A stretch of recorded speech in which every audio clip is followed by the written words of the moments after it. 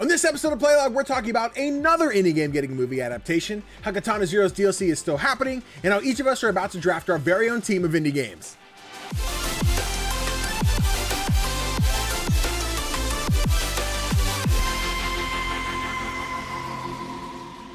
Hey guys, CGDannyB back in with another episode of Playlog, the podcast where we talk about all things indie gaming.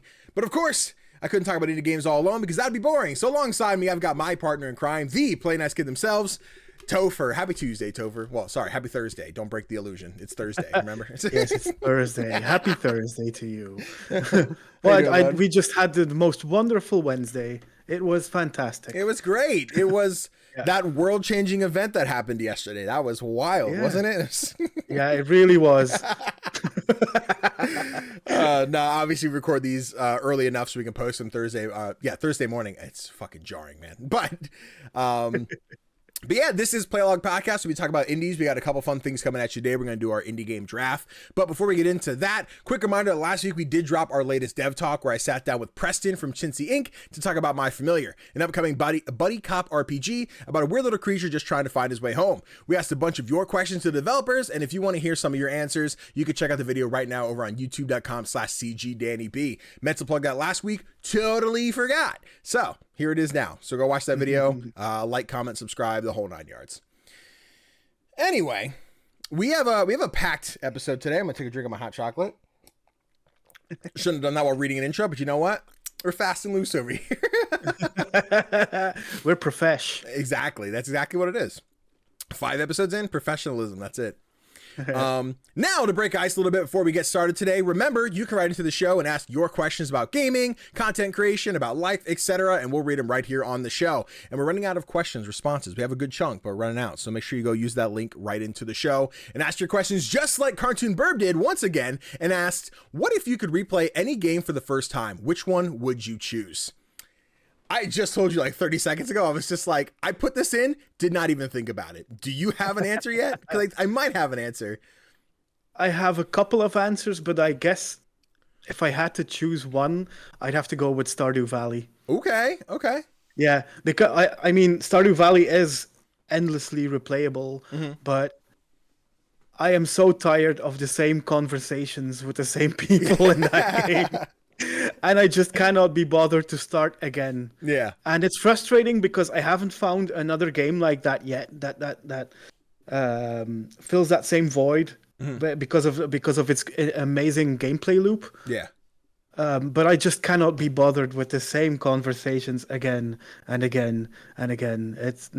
So that would be my pick. So is it because like when you played, like each time you talk to everybody, so there is nothing new, or like is it just like everybody has like the same conversations? Like I've not put maybe more than like 5 hours into Stardew. That just wasn't like my like hooked game. So like, did you just do everything you could? And now you're like, I got nothing left. I have done everything I could. Okay. And I've talked to everyone and I've romanced everybody. And the thing is, like every year the same conversations come back as well. Yeah. So it just no, I can't do it.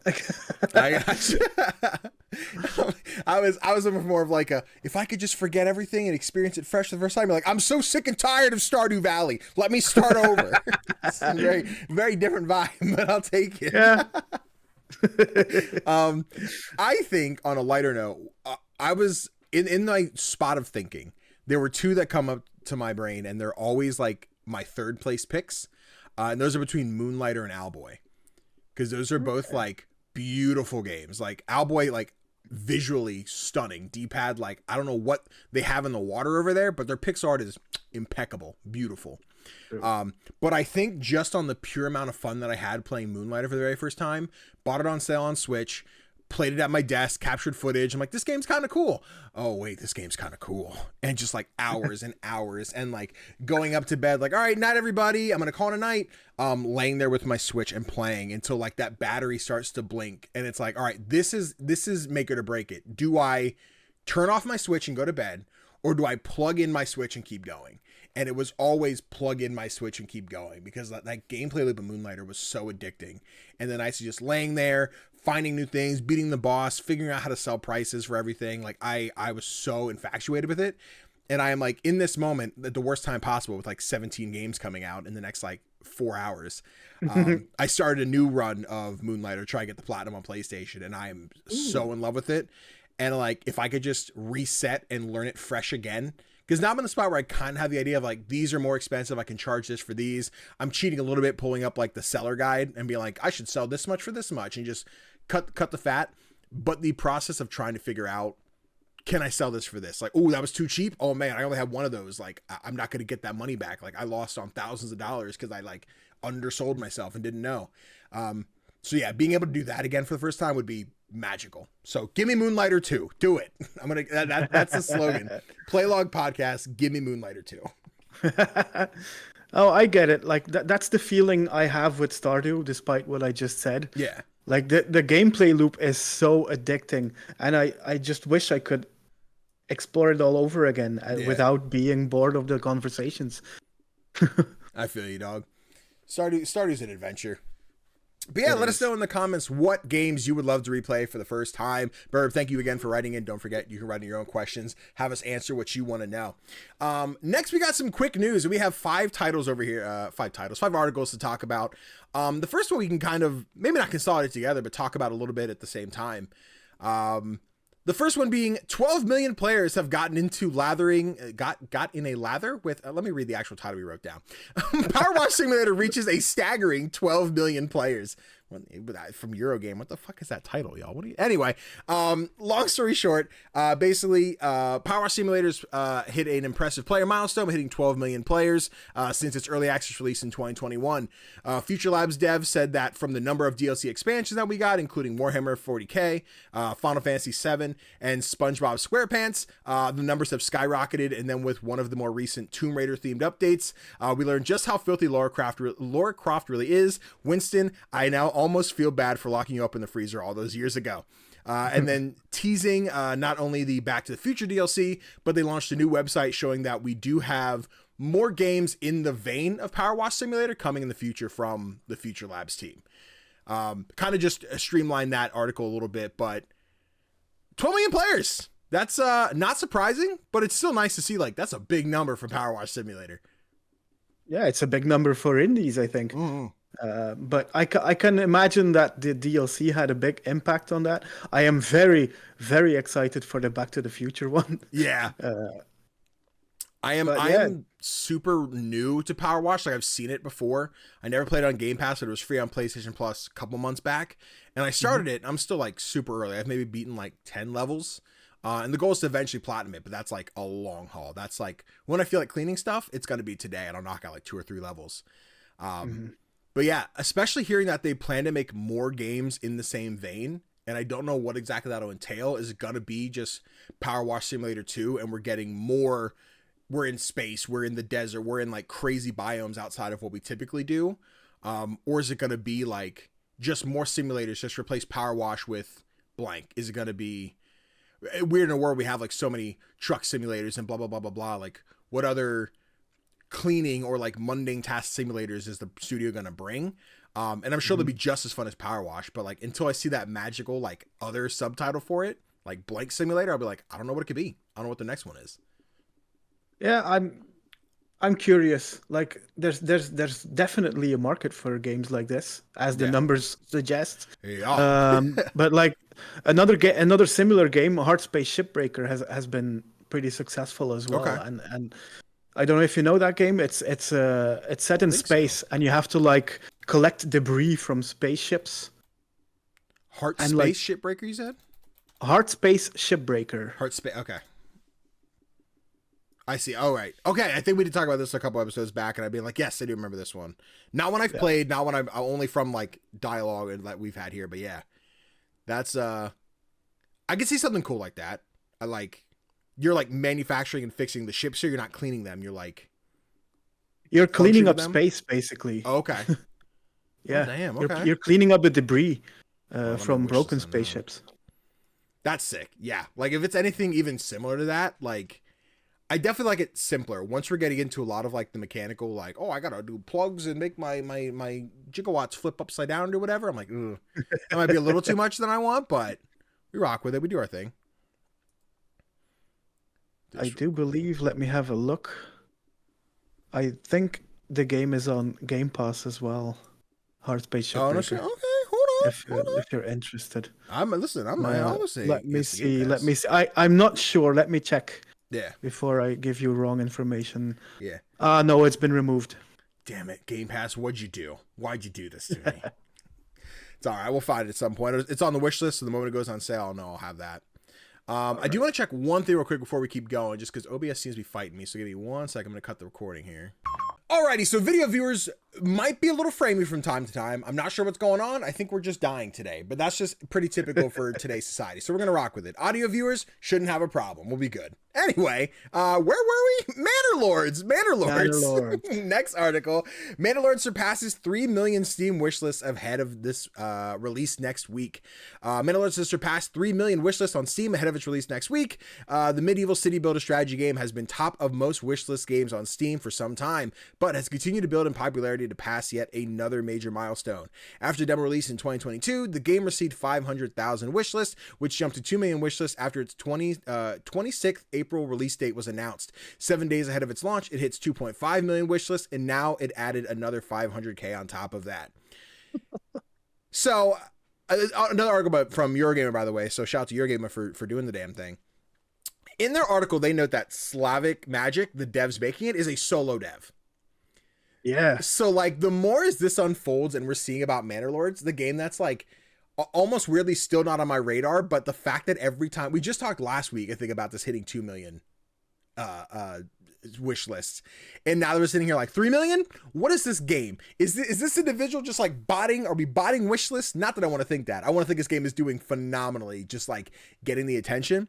But a solo dev getting this much love pre-release for Manor Lords, this is wild. And, like... I feel like I have to play Manor Lords now. Like, this is absurd. Like, were you going to play Manor Lords? You plan to? Or, like, are you going to now? Like, I probably won't, because it's not really my kind of game, but right.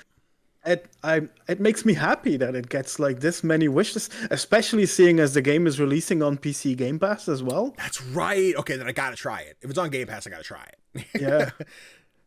Yeah, dude. City Builder's not my thing either. Like, I think the only one I've really gotten into is the Wandering Village. And, like, that's because the whole thing is, like, you're building a village on, like, the back of a giant monster who walks through different environments. I'm like, I dig the uniqueness of it.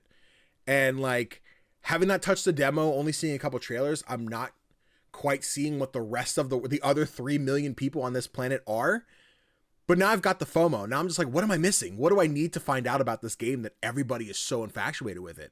And, like, I'm waiting for one of my mutuals to be like, Danny, how could you not? Like, Manor Lords is, like, the shit, bro. It's everywhere. You got to pay attention. But this is super sick, dude. Yeah, I don't really know, like, what's the thing that makes this stand out from other city builders. I don't... Maybe it's just my lack of knowledge about the genre. Yeah. But I don't see it. Like, it looks gorgeous. It sure does. But 3 million wish lists, that's something. Yeah, dude. Like, scrolling back through a little bit, reading more of the article.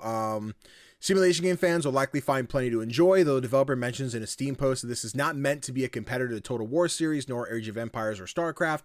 Instead, it's a more relaxed experience with high-intensity moments.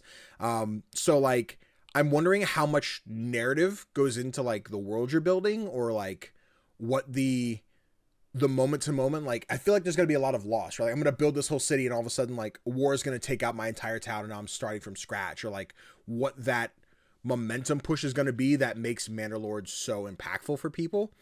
And again, it comes out as of recording tomorrow, or as of posting the video tomorrow, Friday the 26th. But, like, I'll be having another Crab's Treasure and Tales of Cusineer in hand, so I'll be playing both of those. But I'm like, maybe I'll give a couple hours to Manor Lords real quick, just so I could, like, quickly talk about it next week on our probably another 2-hour podcast. We'll talk about that later. But yeah, if you guys are interested in Manor Lords, like, go wishlist it. I want to see if this can hit 4 million by the time this game drops. That would be cool. But, like, imagine it just in the last week, it just added 500K. That's in wild. 1 week. And again, in the spot where, like, we talked about it last week, this game has not crossed my screens on any social media, on anything, until like I saw you update the doc that was just like, hey, we're at 3 million now. And I'm like, what happened? What is the social media boom that gave this thing all that attention? And like, I want to know what it is. I want the magic, because I'm in a spot right now where I'm bitching about TikTok freaking shadow banning me, and I just want to figure out how we're getting content out here. How are we getting these wish lists? I need to steal the algorithm. Maybe there's some actual Slavic magic at work. Listen. If I can learn some of the Slavic magic, bring it on. I'm ready. But no, that's super dope. Yeah, guys, Mandalorians drops again as of this video posting tomorrow over on Steam, Epic Game Store, and PC Game Pass. So if you got Game Pass, be sure to check it out. Next up, quick in the articles, we've got El Paso Elsewhere is getting a movie starring LaKeith Stanfield. You know LaKeith Stanfield? I mentioned the name. Maybe you know the face. I don't know. I know the name, but only like I know that he's pretty successful. Yeah, he's but that's it. Such a dope dude. I'll go through here. Hit neo-noir video game El Paso Elsewhere is heading for the big screens in a new film adaptation. Academy Award nominee LaKeith Stanfield from the Book of Clarence, Judas, and the Black Messiah is in talks to star in and produce with Lorenzo Bonaventura. Yes. D. Bonaventura. Did I say it right? Bonaventura? Yeah. I'm so good at this, dude. I speak like a champ. Through D. Bonaventura Pictures, who were in charge of Transformers and the G.I. Joe franchises. Released in 2023. Released in 2023, indie game of Paso Elsewhere was developed by Strange Scaffold, the development label of BAFTA-nominated game developers, writers, and voice actors. Xavier Nelson Jr., I believe. Again, sorry if I butchered that. The third-person shooter draws inspiration from Max Payne, Quake, and Hotline Miami. Have you played El Paso Elsewhere? I haven't, and okay. I've not either. I would like to because of the Max Payne influence. Right. I played probably we'll say like 30-40 minutes during a Next Fest demo, and I thought it was really cool. It didn't quite stick out to me like narratively, and I expected maybe just the demo didn't have it, but I was like, this gameplay loop is fun. I just don't know what's pulling me in any further than that as someone who didn't really grow up with Max Payne or Quake. Hotline Miami, but like even then I'd say it was definitely more of the Max Payne influences. But this is cool. Like after we have a Bendy movie coming. A few weeks ago we talked about Dredge getting a movie. Yeah. And now having another indie title that is so beloved, El Paso Elsewhere, that again, maybe beyond our recognition, having not played it yet, but like hearing all my mutuals talk about how much they love El Paso Elsewhere and now see it get a movie with LaKeith Stanfield is pretty sick. I'm very excited to see a trailer for this, let alone like the actual film. Yeah. The only worry that comes to mind is Max Payne was a brilliant video game. Right. The movie was not. Okay, so I didn't know it was a Max Payne movie. I've only played Max Payne 3, which if I recall, that's a Rockstar one. That's not with the other two. Yeah. Yes, they're separate. So like my experience with Max Payne proper is still like none. Like I had like nothing about the franchise, and like maybe that's one at some point in my life I'll go back and play. But we're talking indies here. Come on, we're not talking Max Payne on here. But no, I could definitely see the influences in the gameplay from what I played in El Paso Elsewhere. And I know there's a previous one, El Paso Nowhere or El Paso Nothing or something. The previous game, let me know in the comments what the first one was. But yeah, like just seeing the small titles get that recognition and then see it turn into a movie, almost in the Last of Us formula, where like people played that game, they turned it into a show, and then how many people saw that show and said, "Oh, it's a game, let me try it." Like I want to see this movie come out, and then people leave the theater to go home and boot up the game on Steam and see how many more people get into El Paso Elsewhere because they fell in love with the movie, especially with like LaKeith involved, both producing and as the main character. I remember seeing LaKeith for the first time in Get Out. He plays one of the, trying not to spoil things here, he plays one of the characters who's who like gets very eccentric at one point. He's just like nose starts to bleed. It's in the trailer, and I was like, what is going on here? But I know him mostly from Atlanta. I've seen the first season, and like I love his character in Atlanta, so like I'm tethered to this. I'm definitely gonna see it whenever it drops. So I just hope it doesn't fall into one of those like, we're making a movie and that's like 10 years like, where'd the movie go, what happened? Yeah, fingers crossed. Yeah, but yeah, cool movie coming out. Be sure to keep it on your radar. I gotta refresh Twitter on this one because the life is gone out of our eyes. Please, Twitter, load the goddamn thing. to talk about it. Anyway, next up, we've got Katana Zero DLC is still in development. Not really an article with this one. Nothing much to show. If you haven't heard of Katana Zero, it's a dope 2D platformer action adventure type deal. And the developer just tweeted out a video the other day. Tofr's face cam died in this one because I forgot to put it back on, but I'll fix that. There it is. But yeah, so Katana Zero, I think, came out in 2017, if I recall. And have you played Katana Zero? Beaten Katana Zero at all? I have not, because it looks like one of those games that's too difficult for me. I get it. It's tough. It does have not super similar to Celeste, but in the way that like you die and you're right back at it. But Celeste is a lot more casual and like chill. Whereas like Katana Zero is just like, oh, you want your teeth beat in? Because you're about to get your teeth beat in. But you're going to do it real quick. Fell in love with this game. The main character, each level pops in and like plugs in his earbuds, and then the music kicks in. Super dope club track sometimes. Awesome jazz. Not jazz, but super dope like music. And the way the game ends sets up like we are getting DLC or we are getting a sequel. And like, I don't know what was to come of that. And like, for the longest time, I was like, man, I wonder what's going to happen with Katana Zero. Are we just going to get Katana Zero 2? And then they tweeted out, they were like, hey, the tweet itself says, aren't we on Monsters Now Zero? And then just ends that trailer with still working on it. So I don't know if that means it's soon, if that's just a friendly reminder of like, hey, it's not soon, but don't worry, it's still coming. And either way, it was just nice to know like, hey, Katana Zero DLC is still like on the horizon and I can look forward to it. Mm-hmm. I love that they're still working on it. Yeah. I mean, the game has been on my wish list for literal years because I'm afraid to check it out, but I so want to just because of the visuals. Yeah, dude, it's stunning, gorgeous. I love, and like it has a really cool mechanic with dialogue. It's probably one of my favorite things, even though it's still so minuscule in the grand scale of how the game plays. But there's like dialogue interruption. So like as people are talking, your character, like, not a spoiler, like uses drugs to keep himself going. And like when you're starting to come down from that high, you get like super impatient and super like aggressive. And you can choose to just kind of like hold back and let it happen. Or if someone's just like, now listen here, Zero, you're being real aggressive lately. I really need you to calm it down. You can like interrupt their dialogue, which will change what they say. They're like, listen, asshole, I'm just trying to talk to you. How about you calm? And you like interrupt them again. And like, there's sometimes they'll ask you questions and you're like, I'm impatient. I don't want to hear what you have to say. Like it could be the simple front lady at the lady at the front desk, or it could be like an important like boss that you're just interrupting and everything. But like, again, doesn't do a lot in terms of like the moment to moment gameplay, but I think it's a fun like character building thing that I love about Katana Zero. Sounds cool. Yeah. DLC coming, dog. Can't wait.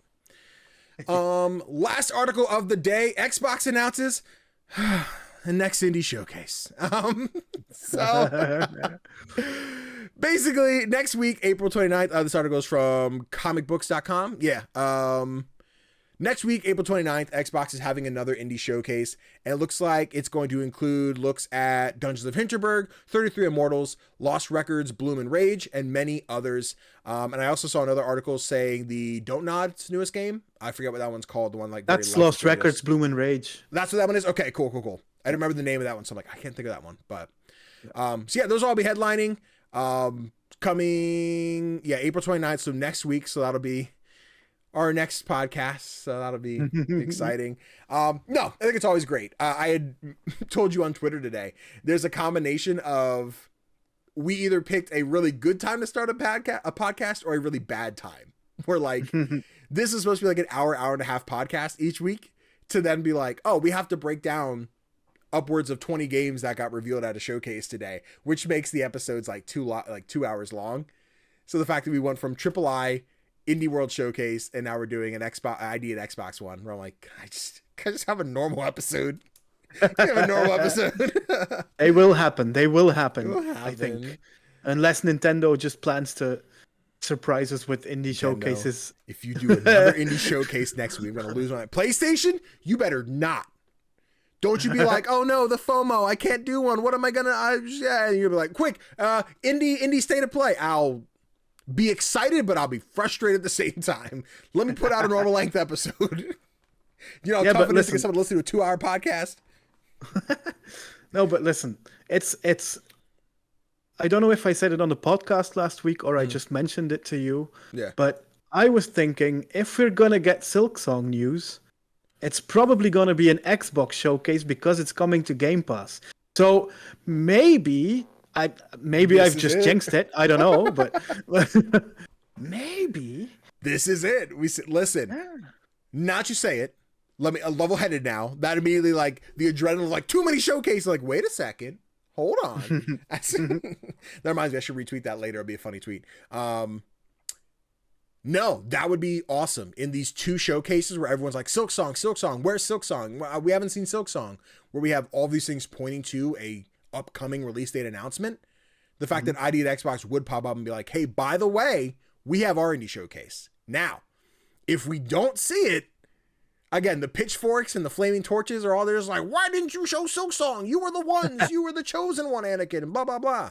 Like, I sure hope we see it at this showcase. That'd be awesome. That'd be awesome. Then I get my clickbait thumbnail of just like Silksong's finally here. But yeah, I sure, not that I sure hope. I'm sure this will be dope. I'm sure I'll be very excited to see things, especially because we're seeing more 33 Immortals. The next Don't Nod title. And I forget the other one that I read in the article. I already closed it, but Dungeons of Hinterberg. It looks amazing. Yes, I'm very excited for Hinterberg. I follow them on Twitter. Gorgeous art style. I've heard mixed things from people who've played at events that like the combat's a little slow or like they don't love it, but like that hasn't deterred me from being excited for this. I think that's another like Game Pass launch title to look forward to. But yeah, even just those being like the three headliners and seeing whatever else gets revealed or like other things that I've seen on Twitter or follow or wishlist on Steam, that'll be like, we're coming to Xbox now, or we're going to be on Game Pass. Like those are always exciting reveals. Let's go. Indie Showcase, ID at Xbox. See you next week for that podcast, everybody. But with that, that is all of our news for the day. So it's time to get into the main topic of the episode, our indie draft. So Tofr, after we watched the Triple I initiative a couple weeks ago, we had the idea of doing a Triple I draft where we'd each pick like 5 games that are like Triple I quality, like those big indie games, and then have the community vote on like who had the better team. A few showcases later, they got pushed back, and it kind of just turned into, let's just do an indie draft. So you and I will take turns going back and forth, picking an indie game each, and we will build a list of our 10 indie games that we'll each draft back and forth. So you'll take one, I'll take one, you'll take one, I'll take one.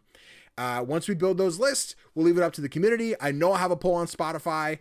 I will probably just let YouTube use the comment section to be like red pill, blue pill. I don't know. We'll see. But I have to be blue. It's my brand. So you have to be the red pill. Oh, that's fine. Okay.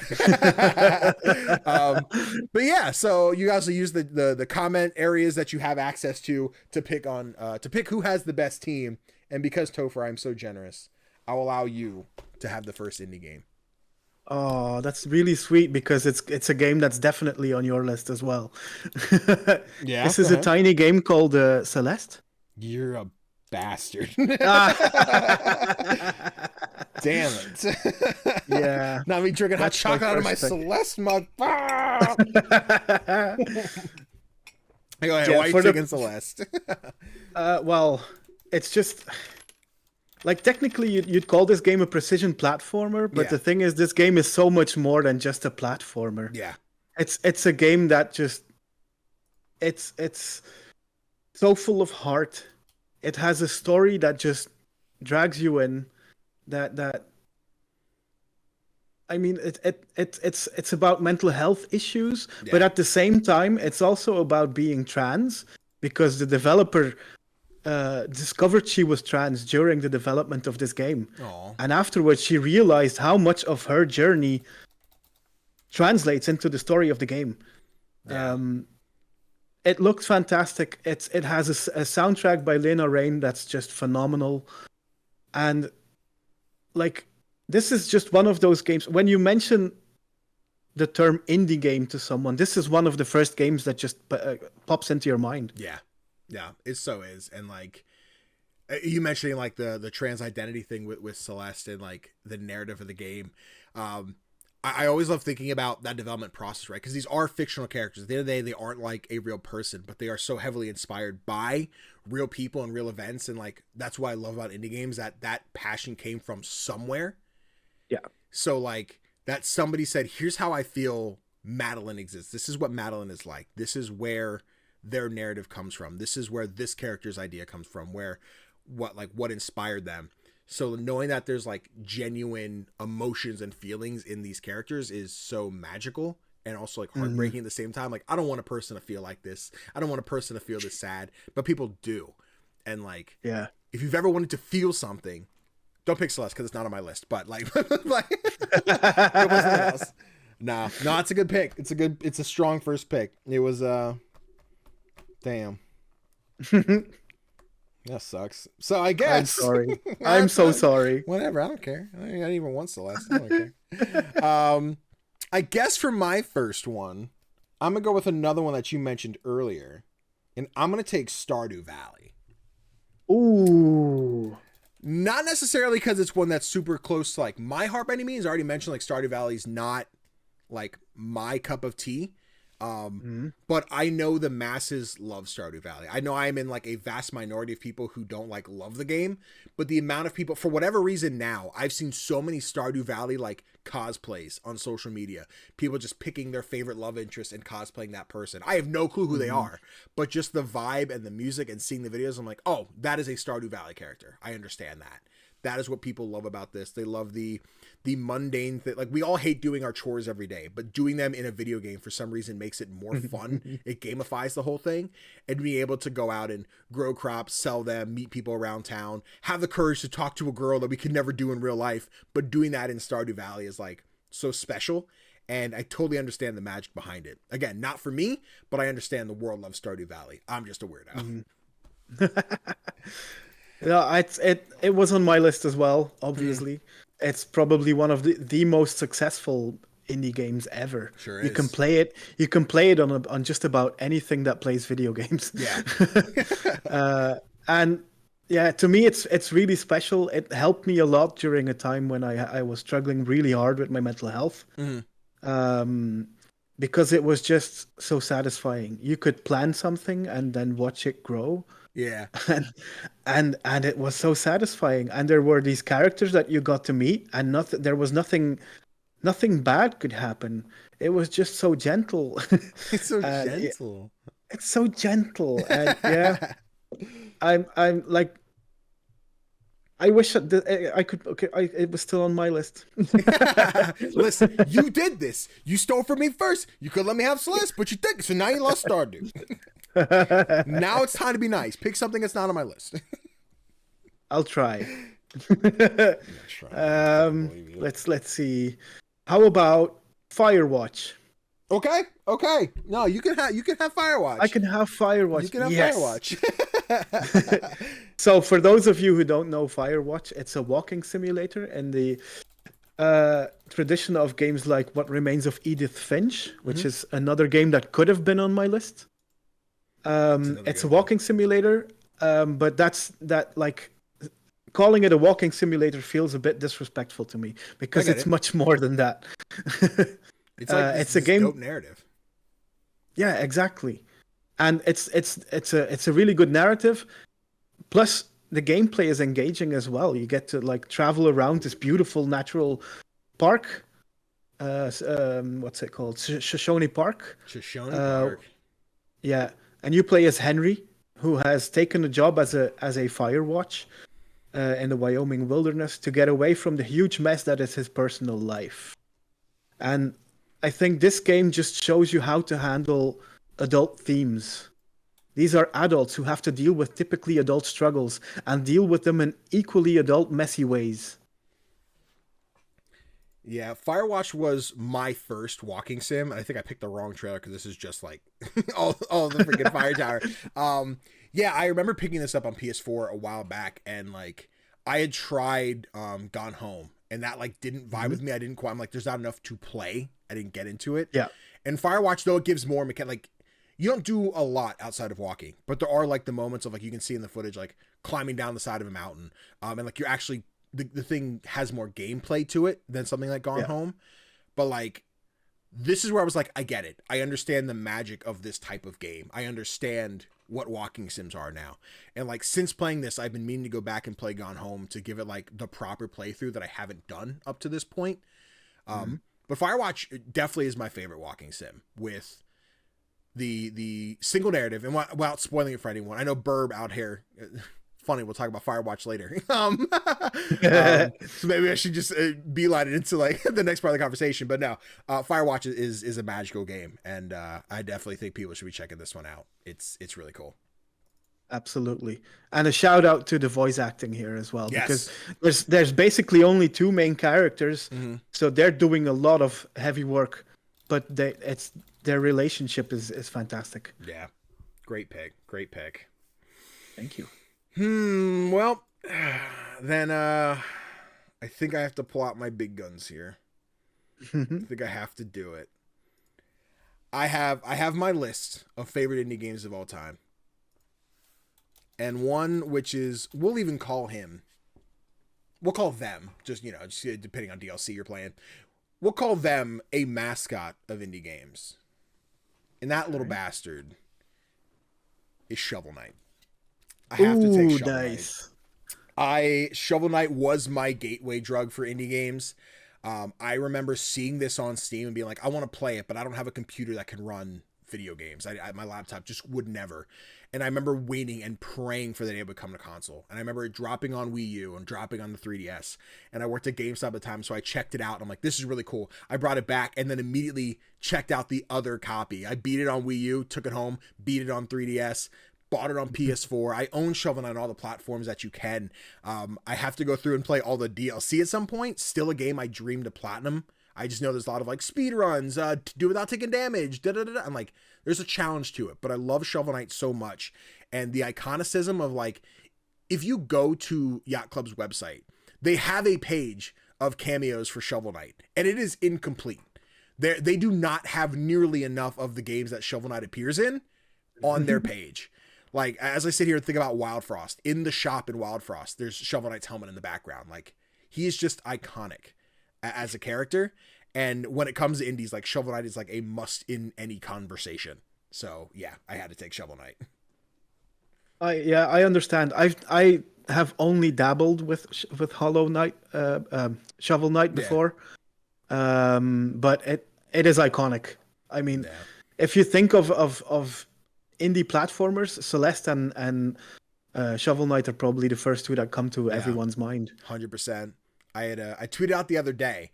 I was just like, listen, Yacht Club, if you would happen to like remaster Shovel Knight with like the Shovel Knight Dig like sprite like set, like they're a little more like, they're higher pixel counts. I want to say like 16, 32-bit. I couldn't tell you off the top of my head, but like they are so much more detailed. And imagining seeing those in the traditional platformer beating each boss like with this higher pixel count, like sounds beautiful. I can imagine how awesome it would be. But even then, like, now I want to go play Shovel Knight. So to give it, I gotta take Shovel Knight. Yeah. Good pick. Very good pick. Thank you. I thought so myself, but I was a little nervous. I just didn't know that. I had to snag him at one point. I already made half the thumbnail, so I had to put him on there. I'm starting to struggle because I still have so many games to pick from. And I'm having doubts whether to pick a game that I know was like really successful or if it's one of my own favorites. I see you. I think I'm going to go with one of my own favorites, and I'm going to say Slay the Spire. Okay. Yeah. I see you. Solid pick. Yeah, the thing is, Megacrit defined the roguelike deck builder with this game. Yeah, no, totally. There have been so many decent to good ones releasing in its wake, but none of them have reached the heights of Slay the Spire. Yeah. For those that don't know, it's a roguelike deck builder where combat is entirely card and turn based. And that's basically the entire gameplay loop. You can pick from a couple of characters, which will alter gameplay for you. But the thing is, the challenge remains the same. You're traveling up the spire with the intent of slaying it. And you're going to struggle. You're going to die a lot.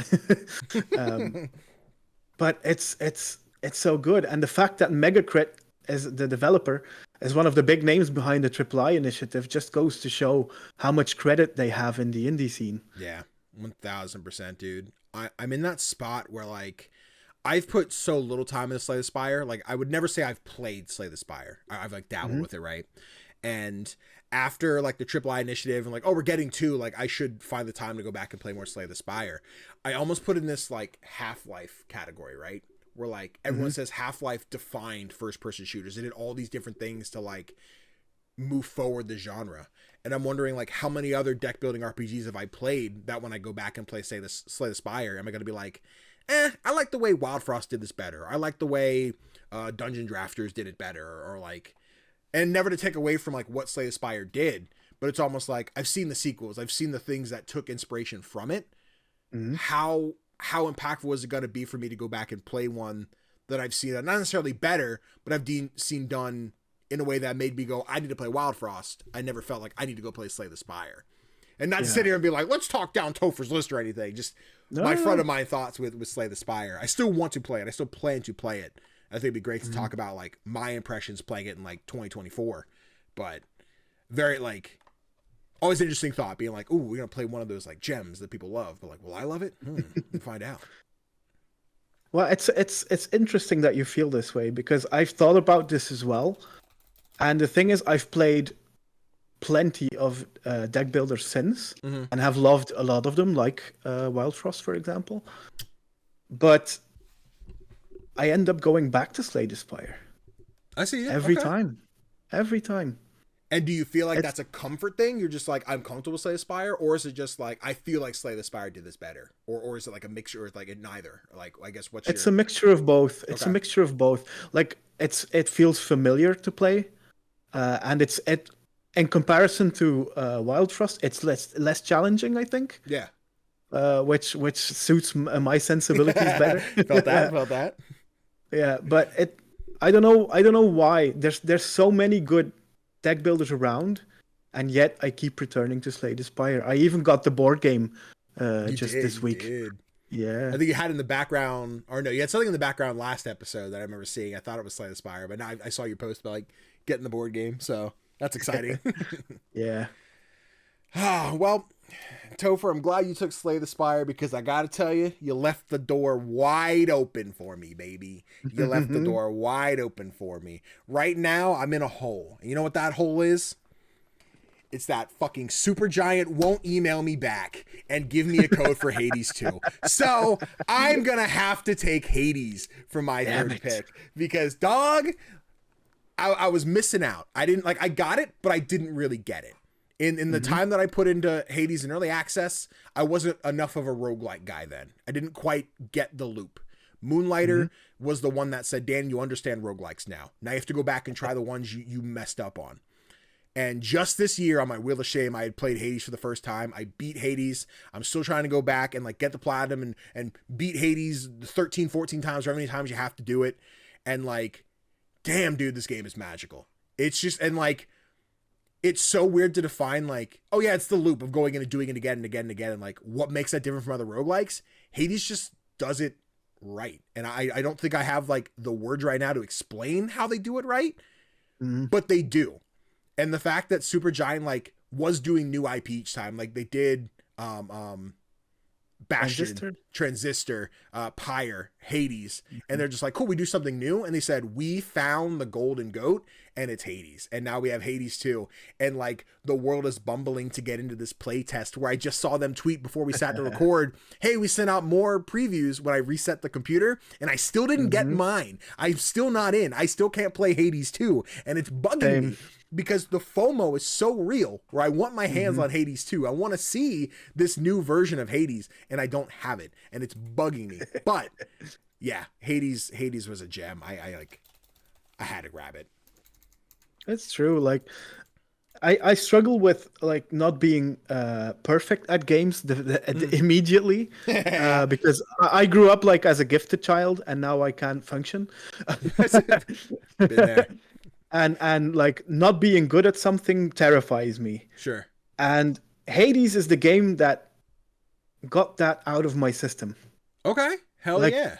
This is the game that had me go like, okay, I failed. I get to try again. And I can try doing things slightly differently. And maybe this will help. Oh, no, I failed again. I'll try again.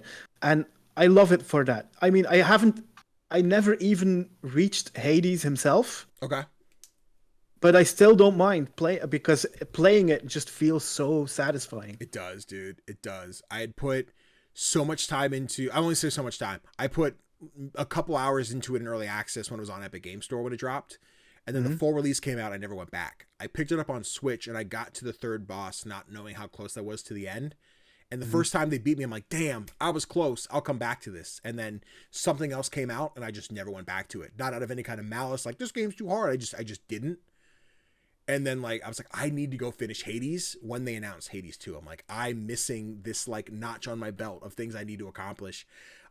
So finally going back and realizing how close to the end I was playing it on Switch, where I'm like, PlayStation, we're beating this damn game. We're at least rolling credits on Hades. So the fact that like I've done that now, and like it's one of those exciting things where like you play a game late, and then when that sequel comes out, I've always felt this way, not indie, but Persona. Where like I played Persona 5. Yeah. And like now that I'm in on Persona, I'm playing Reload now, like actively. And like when Persona 6 happens, I'll be a part of the community. I'll be a part of like Persona fans.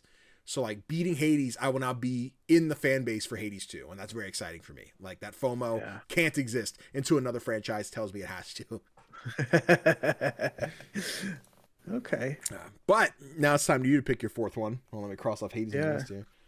All these good picks, man. Mm-hmm. Yeah, listen, we got some bangers. Probably when we get to 5 each, I'll run back through and then we can keep going. But let's see. I am going to pick. How about Vampire Survivors? Ooh, okay. Another one I didn't have on mine, but I kind of wish I did. Okay. It's just so successful. Yeah. Like I've dabbled with it, and it's a great time, but it's not like I haven't sunk hour upon hour into this game. Yeah. But like for just $5, you basically have a game with endless replayability. That's crazy, man. It's wild, bro. There's so much like weird to say. There's so much to do when like it is so like almost rinse and repeat, but you're seeing like how many different builds you can do and how many different items you can pick up. Yeah, Vampire Survivors is a banger, dude. Yeah. I mean, it launched the bullet heaven genre. Yeah. And so many games, so many games have tried to copy what they've done. Yeah. And like even evolve it with new ideas, but none of them come close to the success of the original. No, 1000%. I've always said like Vampire Survivors never got me, but the formula's there. And like other games that do the same thing with like a palette or a theme that's more my speed, I love them. So like I inherently love Vampire Survivors for how little I've played of it, but the formula's there and I totally understand the love for it. Yeah, Vampire Survivors is a good pick. That's a solid pick. Shit. Now I'm sitting here. It's so tough, right? Do I go for like legacy picks? Do I go for the gems? I think maybe I gotta take something recent. I think I gotta take something. You only have 2 more picks. I mean, well, we'll do our list of 10. We'll do our list of 10.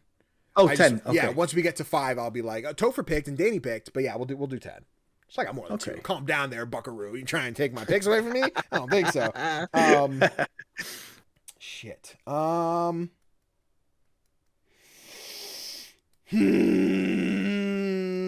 Okay. Oh, I don't know. I'm looking at like 3 right now. I'm trying to pick. Okay. I'm gonna go with my gut. As someone who's not been in love with turn-based RPGs in the past, they like kind of hit or miss for me. Mostly miss. If you're not Pokemon or Persona, get out of my face. But from one of my favorite indie dev teams that brought me The Messenger, also brought me the beautiful game that is Sea of Stars. And I have to take Sea of Stars because it's just beautiful. It's beautiful. And I say this with like Rose-Tinted Glasses seems like I'm throwing like nostalgia into it, which like I don't have for RPGs like this.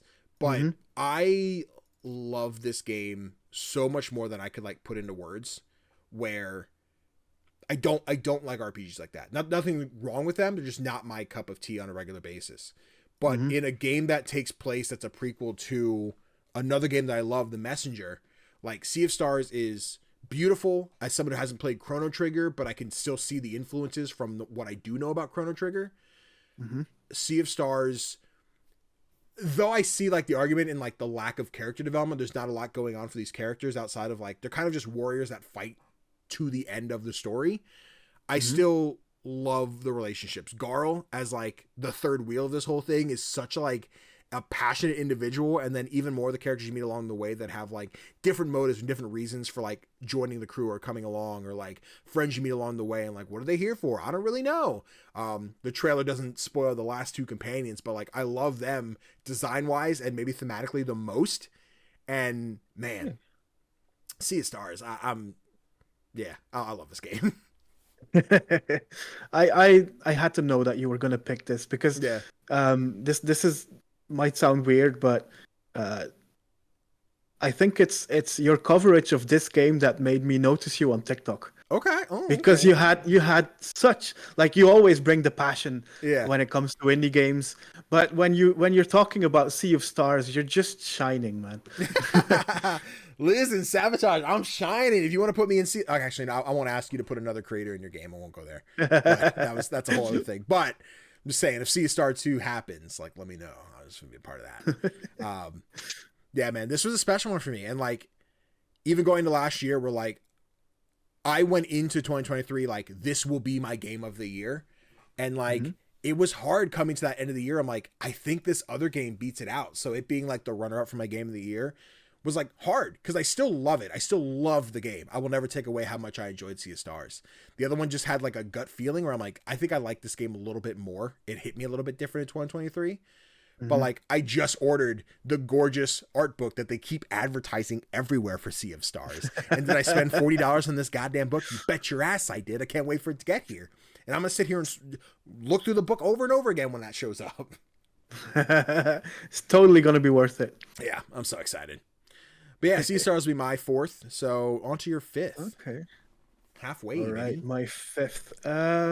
Next up, I have Disco Elysium. Ooh, okay.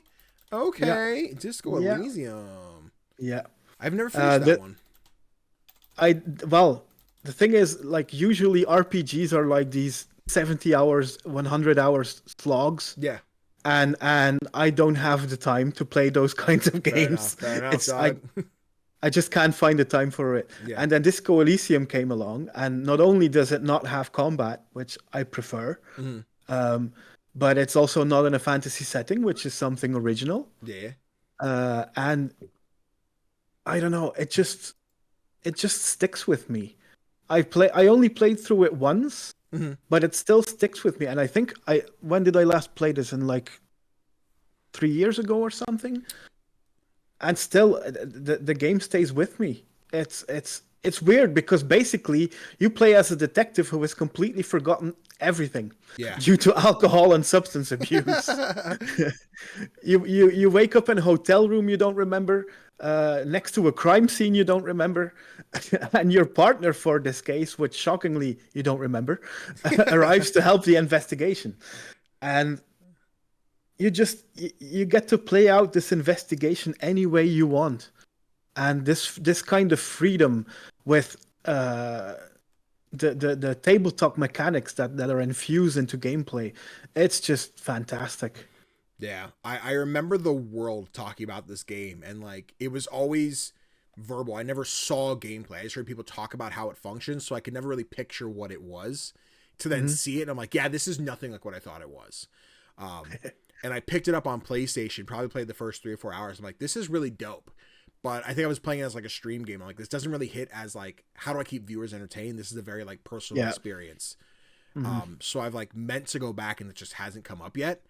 But here's where that FOMO comes from. I'm like, shit, I need to finish Disco Elysium. Like, I see more hours in the day. This is a really cool game, and like, it's a good pick. Damn. Disco Elysium is awesome. It's just a shame, like, the what happened with the studio, because there was this big falling out between some of the big names in the studio. Yeah. I don't remember the specifics, but I couldn't speak on it either. I remember seeing stuff about it, but not enough to be like, well, this happened. Yeah, but the saddest thing, maybe, like except for the things that actually happened, is that we're never going to see a sequel to this, and that really makes me sad. But then again, sadness is a feeling that really matches with this game. Truth. Oh man. What's your number 5? My number 5. See, I'm looking at the other two that I was like, maybe I should take one of these, but I think they might be safe for later in the pick. But I think I'm gonna take this one. I'm gonna take this bad boy. You know, when you think indie publisher, what comes to mind? Annapurna. Okay, when you think other indie publisher, what comes to mind? Devolver? Devolver. That's Devolver. That's the one. And so many Devolver Johns I could sit here and pick from like all of their games. But another one from 2022. Absolute banger. Fell in love with. Had two totally different experiences with it. And that is Cult of the Lamb. Oh, yes. Man, what a special game. I'm playing the Sins of the Flesh trail. I sure hope there's no dick and balls in this. I don't think there is, but just, you know. Well, okay, they're covered with leaves. We're good. No, I like the whole world was excited for this game when it came out, and it became like such a meme, but in like a positive way.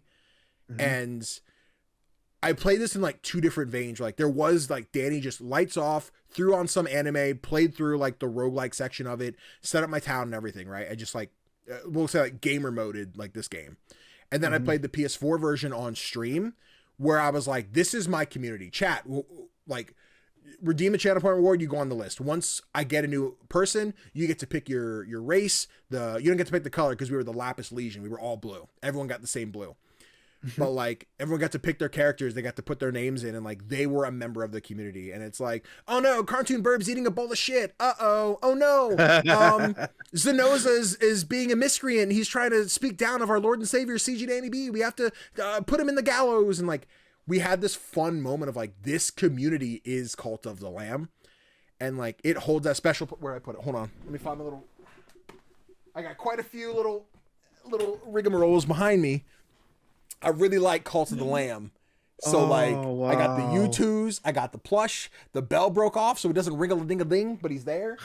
Yeah, Cult of the Lamb's like super special, and I think just with like how much people loved it when it came out in terms of like, again, the memery and just like the cuteness, but like the darkness of it, it's just a really fun one. Yeah, I had to take Cult of the Lamb. I get that. It was on my honorable mentions list. Okay. But it was the most recent game I picked. Unless, wait, did Vampire Survivors came out afterwards? It did, didn't it? Like, release-wise? Yeah. I think Vampire Survivors was more recent. When was Vampire Survivors? That feels like years ago. Vampire Survivors was 2021. At least originally. Okay. Yeah. So Cult of the Lamb is more recent. Then it's my most recent game that I picked. Because this is retro ones. This is one of those games that like felt like an instant classic. Yeah. I see that for sure. You immediately knew like this is going to be a game that's going to stick with people for years to come. And I can imagine, like, I haven't streamed this game, but I can imagine like playing this with your community must be a blast. Yeah, it was so fun, man. What a fun time. As we hit our halfway point for our team picks, it looks like Tofr has Celeste, Firewatch, Slay the Spire, Vampire Survivor, and Disco Elysium. And I, Danny, have Stardew Valley, Shovel Knight, Hades, Sea of Stars, and Cult of the Lamb. So, latter half of our picks, Tofr, what is your number 6? Let me see. I have... Do you know a person named Lucas Pope? I don't think I do. You don't? He's only one of the most influential indie game developers around. Okay. And I have picked, like, I was having a hard time which game of his to pick, but I've in the end I ended up with Papers, Please. Ooh, okay. Yeah. Damn, Papers, Please. Okay. Go ahead. Why are you taking Papers, Please? What's so special about Papers, Please? But that's the thing. It sounds like it would be the most boring game you've ever played. It's a bureaucracy game. You work for the glorious nation of Arstotzka as a border patrol, which translates to you checking everyone's paperwork and deciding whether or not each person gets to enter your country. Which sounds like it shouldn't be fun at all. Yeah. And yet it is. It is. It's so good. Like it gets so tense. Like there was this one time I was playing it that I had to make a decision, and I just had to quit out of the game because I couldn't take the tension. It was too much for me. I'm not even kidding. But it's so good because you have all of these decisions to make. Like, it sounds simple. People bring in their paperwork. If their paperwork is in order, you allow them into the country. If it's not, you don't. But there's always going to be exceptions. Like, early on in the game, there's this elderly couple. And they both want to move to Arstotzka. And the man comes in and his paperwork is in order and you let him through. And then his wife comes in and there's something wrong with her paperwork. No, ma'am. What are you going to do? You're not going to split them up, are you? I might. They're like elderly. Listen, they've had a good life. They should have fell in love before they came in, you know what I mean? Yeah, but then there's like a whole subplot with like a resistance movement and stuff like that. Yeah. It gets really interesting and intense, and all of your decisions also impact like your own private life. Because right. when you make mistakes, you get fined, which means less money to care for your family and stuff. It's so good. And I can't explain why. the personal life stuff is what broke me. I've never finished Papers. I don't know if I guess you finished Papers. I don't know if there's an ending to that or not. I've never finished Papers, Please. I remember it was on my like chat community games month. It was a September thing where chat got to pick what I played like all week, and one of those games was Papers, Please. I hadn't played it at that point. And I remember I struggled a bit. I was like, I didn't see, oh shit, I guess I didn't read this paper right. So like it was wrong, but I thought it was right. So I let this person through. I got fined. I remember I got fined enough to the point where when I went to pay for family food and medicine, I was like $5 over budget. So they were just like, hey, you paid for everything? You're negative $5 in your bank account. And they just slammed, they put me in jail. And there's a clip out there somewhere, I'm sure someone could find it, of me being like, $5? I went to jail for $5? And I'm freaking out. And I'm just like, that's ridiculous. And like, that was where I ended the stream. But like, I do, like, this is another case. Like, I've played Little Guardsman more recently. And I think for me, that's more my speed for like a Papers, Please like game, but it's a lot more cartoony. But if I had played Little Guardsman first, I'd be like, what does Papers, Please do better? But since I lucked out and I did play Papers, Please first, I get it. I'm like, this is like, magical's not the word. It's a very like intense experience. You like, there's so much responsibility put on your shoulders in like making the right decisions, or like, do I help these people? Do I not? Some of the people that show up repeatedly, like, hey, see you after work. You're like, well, see you after work for what? What's going on? Like, and there's all these narrative beats and like sometimes like little cutscenes that happen. Yeah, it's an impactful game. It's a really cool game. Again, not one that I love. I think I've played enough of Papers, Please in my lifetime, but yeah, definitely like a respectable indie, like a really good pick. Yeah. So what's your next one? What's my next one? I'm gonna get selfish on this one. I'm gonna take a banger that I love. And is it a franchise? It sure is. And you know what I love about love is that sometimes it can just be a little bit raunchy. You know what I'm talking about, Tofr? You know what I mean? Oh. And when I'm talking about raunchy love, there's no better game to play than the Monster Prom games. You ever played these games? You ever played the Monster Prom games? Oh, yes, man. Absolutely. We love Monster Prom around these parts, baby. And it's just, the trailer's lagging here, but it's a dating sim that like, I didn't enjoy dating sims. I just didn't get it. It just wasn't for me. I wanted a little more action in my games. And you can see like how I evolve as a gamer. Monster Prom is so fucking hysterical. Where like all the writing is just to be the most raunchy BS that you can come up with while you're trying to take your date to prom. And then all the characters are super hot. I'm a sucker for Polly, my drug addict ghost friend. I love her. The amount of times I played through and got the reverse Romanian Wilkinson ending, I couldn't count anymore. So many. She's just like, I died in a special way, but if we have sex this certain way, you could bring me back to life. And you know how many times I got in that? Again, I don't remember, Tofr. I couldn't tell you because they're over here, but yeah, they're just, it's super special in the way that like, if you know dating sims, change it. Because this is not meant to be like, I fall in love and like, oh my God, the relationships I build along the way, like maybe a little bit, but like the insane humor between these characters talking about like, I did this today. Oh, by the way, I'm going to bang your mom. Psych, just kidding. I killed your dad. He's in the ninth circle of heaven or ninth circle of hell. and like all these different monster representations and everything. It's just a fun time, and it's multiplayer. So like when we do our streams and our friend, like me and the three guys get to like role plays these characters and put on voices, and like Damien's usually like Cockney British accent, and then like Scott's like the Scooby-Doo, like, hey, what's going on here? Like they all have these personalities, but they're so like magical. Again, I use that word so much, but like one of those genre bending titles that I'm like, if you don't like dating sims because they're just like not your speed, I say give Monster Prom a shot. And then you have Monster Prom, Monster Camp, Monster Road Trip, and then Monster Retreat is supposed to be out this year, I think. So like that's just 4 different games with these characters you fall in love with. I love Monster Prom. I'm noticing a theme here. There's a lot of horniness coming from your games. What are you talking about? What do you mean? What do you mean? I mean, Hades, Monster Prom. Shovel Knight, a lot of banging in Shovel Knight, baby. I'm playing with the audience. I'm playing for the horny ones, right? When you're watching Cult of the Lamb banging, dude, the Sins of the Flesh DLC. What can I say, man? Going for the horny shit. No, but I completely agree with like how good these games are. Yeah. And I do still think the first one is the best one, but that might be just my preference. Yeah, I think it depends. Like if you're in for like the dating part, I definitely think Monster Prom's like the way to go.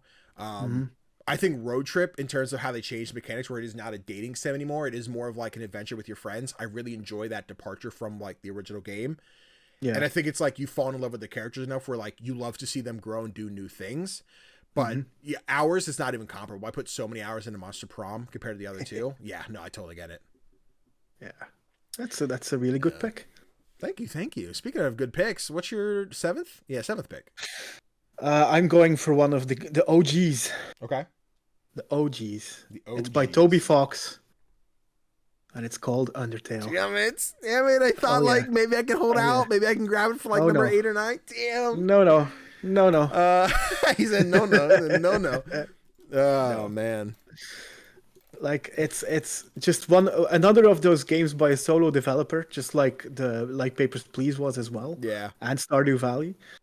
And it's insane how popular this game is. Yeah. Like it's basically a very basic looking turn-based RPG, but that's what you think until you start playing it. Yeah. It's so like unique in the way where like it is an Earthbound clone. Like it is, if you played Earthbound, it's very similar. Yeah. But I think there's so much more heart in Undertale that like Earthbound with its age and the fact that they just don't make those anymore. Come on, Nintendo, what are you doing? Like Undertale has kind of established itself as like the genre like maker. Like I know everyone's like Earthbound came first, but how many games are Undertale clones, which inherently is an Earthbound clone, but you don't call it that. They're based on Undertale because it is like the current like icon for that type of game. Yeah, it's like with Stardew Valley. Stardew Valley was like based itself on the Harvest Moon games. Yeah. But no one talks about the Harvest Moon games. Yeah, everyone says it's a Stardew Valley like. Yeah. Yeah, no. Undertale's magical. I remember like watching a Let's Play and like, you should play it, don't watch it. And I still played it afterwards, got the platinum on PlayStation. It's a really good title. Like I think there's a point now where again there's so many other games like it where I think I prefer like In Stars in Time personally is very similar, but I love the narrative in that one a lot more. Ooh, should I put In Stars in Time? No, maybe. But yeah, like Undertale's still like a milestone indie, like another one that's so grand scale. Like you'd be like, Undertale, like people don't know that's an indie. They just think it's a video game. Yeah, exactly. Oh man. Well, In Stars in Time is front of mind, but I think Tofr, we got to talk about you leaving the door open, my friend. Uh-oh. You're letting in a draft. You're like, Danny, what are you going to take? You know what I'm going to take? No. You know what everyone's just been begging for the longest time? We're just not getting. Is it a Metroidvania? It is a Metroidvania. It's a very, honestly, maybe like the Metroidvania, Tofr. Ooh. And that, my friend, it's Hollow Knight. Like we gotta, it's in a world where I still haven't finished this game. I've been holding off until we get that release date for Silksong. And if that's what Xbox is hiding next week, expect me playing Hollow Knight throughout May. I'll push everything to the side to put some Hollow Knight time in. But like, what a gorgeous game. Another like Metroid and Castlevania, not games I played as a kid. Growing up, I just like trying to go back and play some of the more classic ones. I'm like, I don't really know if I love the exploration part of it, but another one of my gateway for Metroidvanias was Hollow Knight. The art style is stunning. The tone and the atmosphere is very like eerie, but there's that similar to Celeste, that push to like make it to the end and complete it. And I say that as someone who like got stuck because I couldn't figure out how to go down the damn elevator. I'm like, where do I go? I'm so lost. But it did lead me to go play other Metroidvanias like The Messenger, where I'm like, I understand a little bit more of like the loop for Metroidvanias, and now I need to go back and play the one that got me there and like finish Hollow Knight in time for Silksong to come out and then do it all over again. It's yeah, Hollow Knight's a banger. It's an iconic game. I still feel like if Metroid and Castlevania weren't that big, yeah, then we would be talking about Hollow Knight likes and not about Metroidvanias. Exactly. 100%. But the like those games just have like the kind of luck that they were released way earlier. Yeah. Yeah. No, because if they had released at the same time, we would be talking about Metroid and Castlevania being Hollow Knight likes. Yeah. And for like two of those games being like, oh, not two, like the two games being the ones that name the genre, where like we haven't had a proper Castlevania game since 360, I think, and like re-release of collections. But like Castlevania's legacy has been held on by indie devs, including it with like Dead Cells is like the main one that had a whole Castlevania expansion, but now V Rising is having a Castlevania expansion, and like if that means Castlevania lives on through indie games and that's how we know the legacy, cool. But yeah, we'll make them Hollow Knight Vanias or whatever. Like, let's stick with that. I don't even. Yeah. Sorry, Metroid Dread. Not to disrespect you. I know you're recent and you do the thing, but yeah, indie Metroidvanias, different beast, man, different beasts. Yeah. So that's 7 on to 8. All right, I'm having to dip into my honorable mentions, so let's see. Well, this is one of my favorites again. I don't know if it's that popular, but I have seen a lot of people talking about it, and that's Spirit Fair. Oh my god, what a beautiful game. Oh, Isn't what a it? beautiful game. Isn't it? Yeah. It's so sad though. Oh, it's so sad. So sad, dude. But it's gorgeous. It's like you take the role of Charon, who is tasked with bringing the recently deceased to their final resting place. You do this with your ship and your cat companion. Yeah, which is adorable. Dandelion, I think. Daffodil. It's a flower or something. Daffodil, yeah. Daffodil. And this game broke my heart. So many times. Yeah, and still I go back to it, even though I know I'm gonna cry again. But the artwork is spectacular. Yeah. The music is beautiful as well, and it's just the relationship between your character Stella and the other passengers on your ship. Yeah. The writing is so good. Yeah, dude. It's so good. You build these relationships with different characters, and like some of them are really stuck up and like they're assholes, and you're like, God, they exude that like old person who talks down on younger people energy. But like as you're completing tasks for them, they're like, I'm ready to move on to like the next part of like the afterlife, but we need to do XYZ first. And like some of those XYZs give you exposition for what these characters are about and why they're where they're at. Or like there's one, the little hedgehog lady. God. Oh, God. that I had to stop playing after that one for a while. They're so sad. And some like even as sad as they are, like they're still like very heartwarming. I'm like, oh my God. Like I think it gave me a different perspective for people, even though like I hate people as a whole. People suck.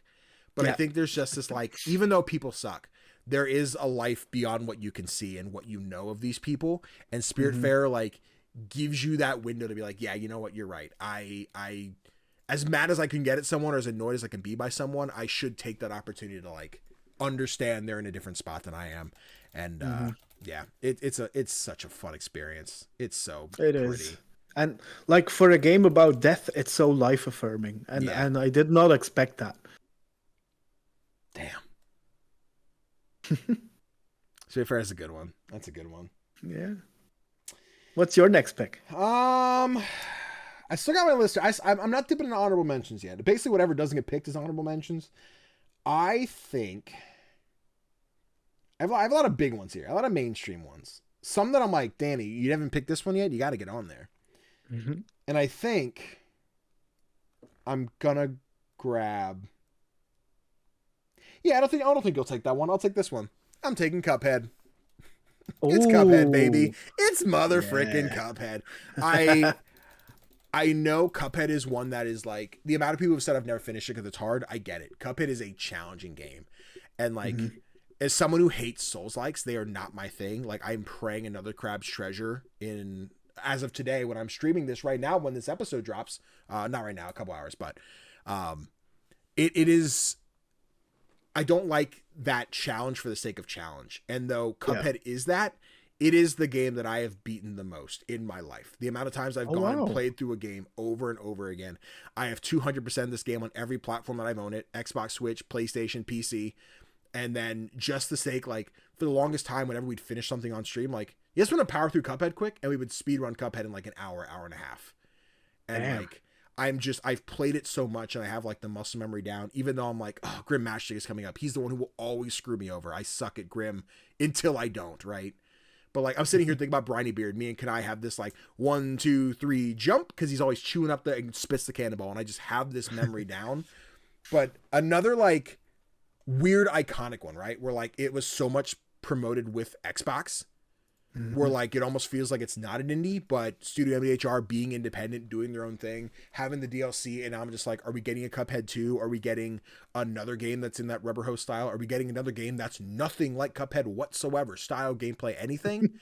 But yeah, Cuphead is just like, for the longest time I fought back and forth. I'm like, is Cuphead my favorite game? And I'm like, for what it does compared to something like God of War, that was my favorite game, where I'm like, I want to love it more than that, and I think I just do, and not necessarily a quality thing or what it includes or what it doesn't include. It's just like Cuphead means a lot to me, and I fucking love Cuphead. So yeah, Cuphead's a banger.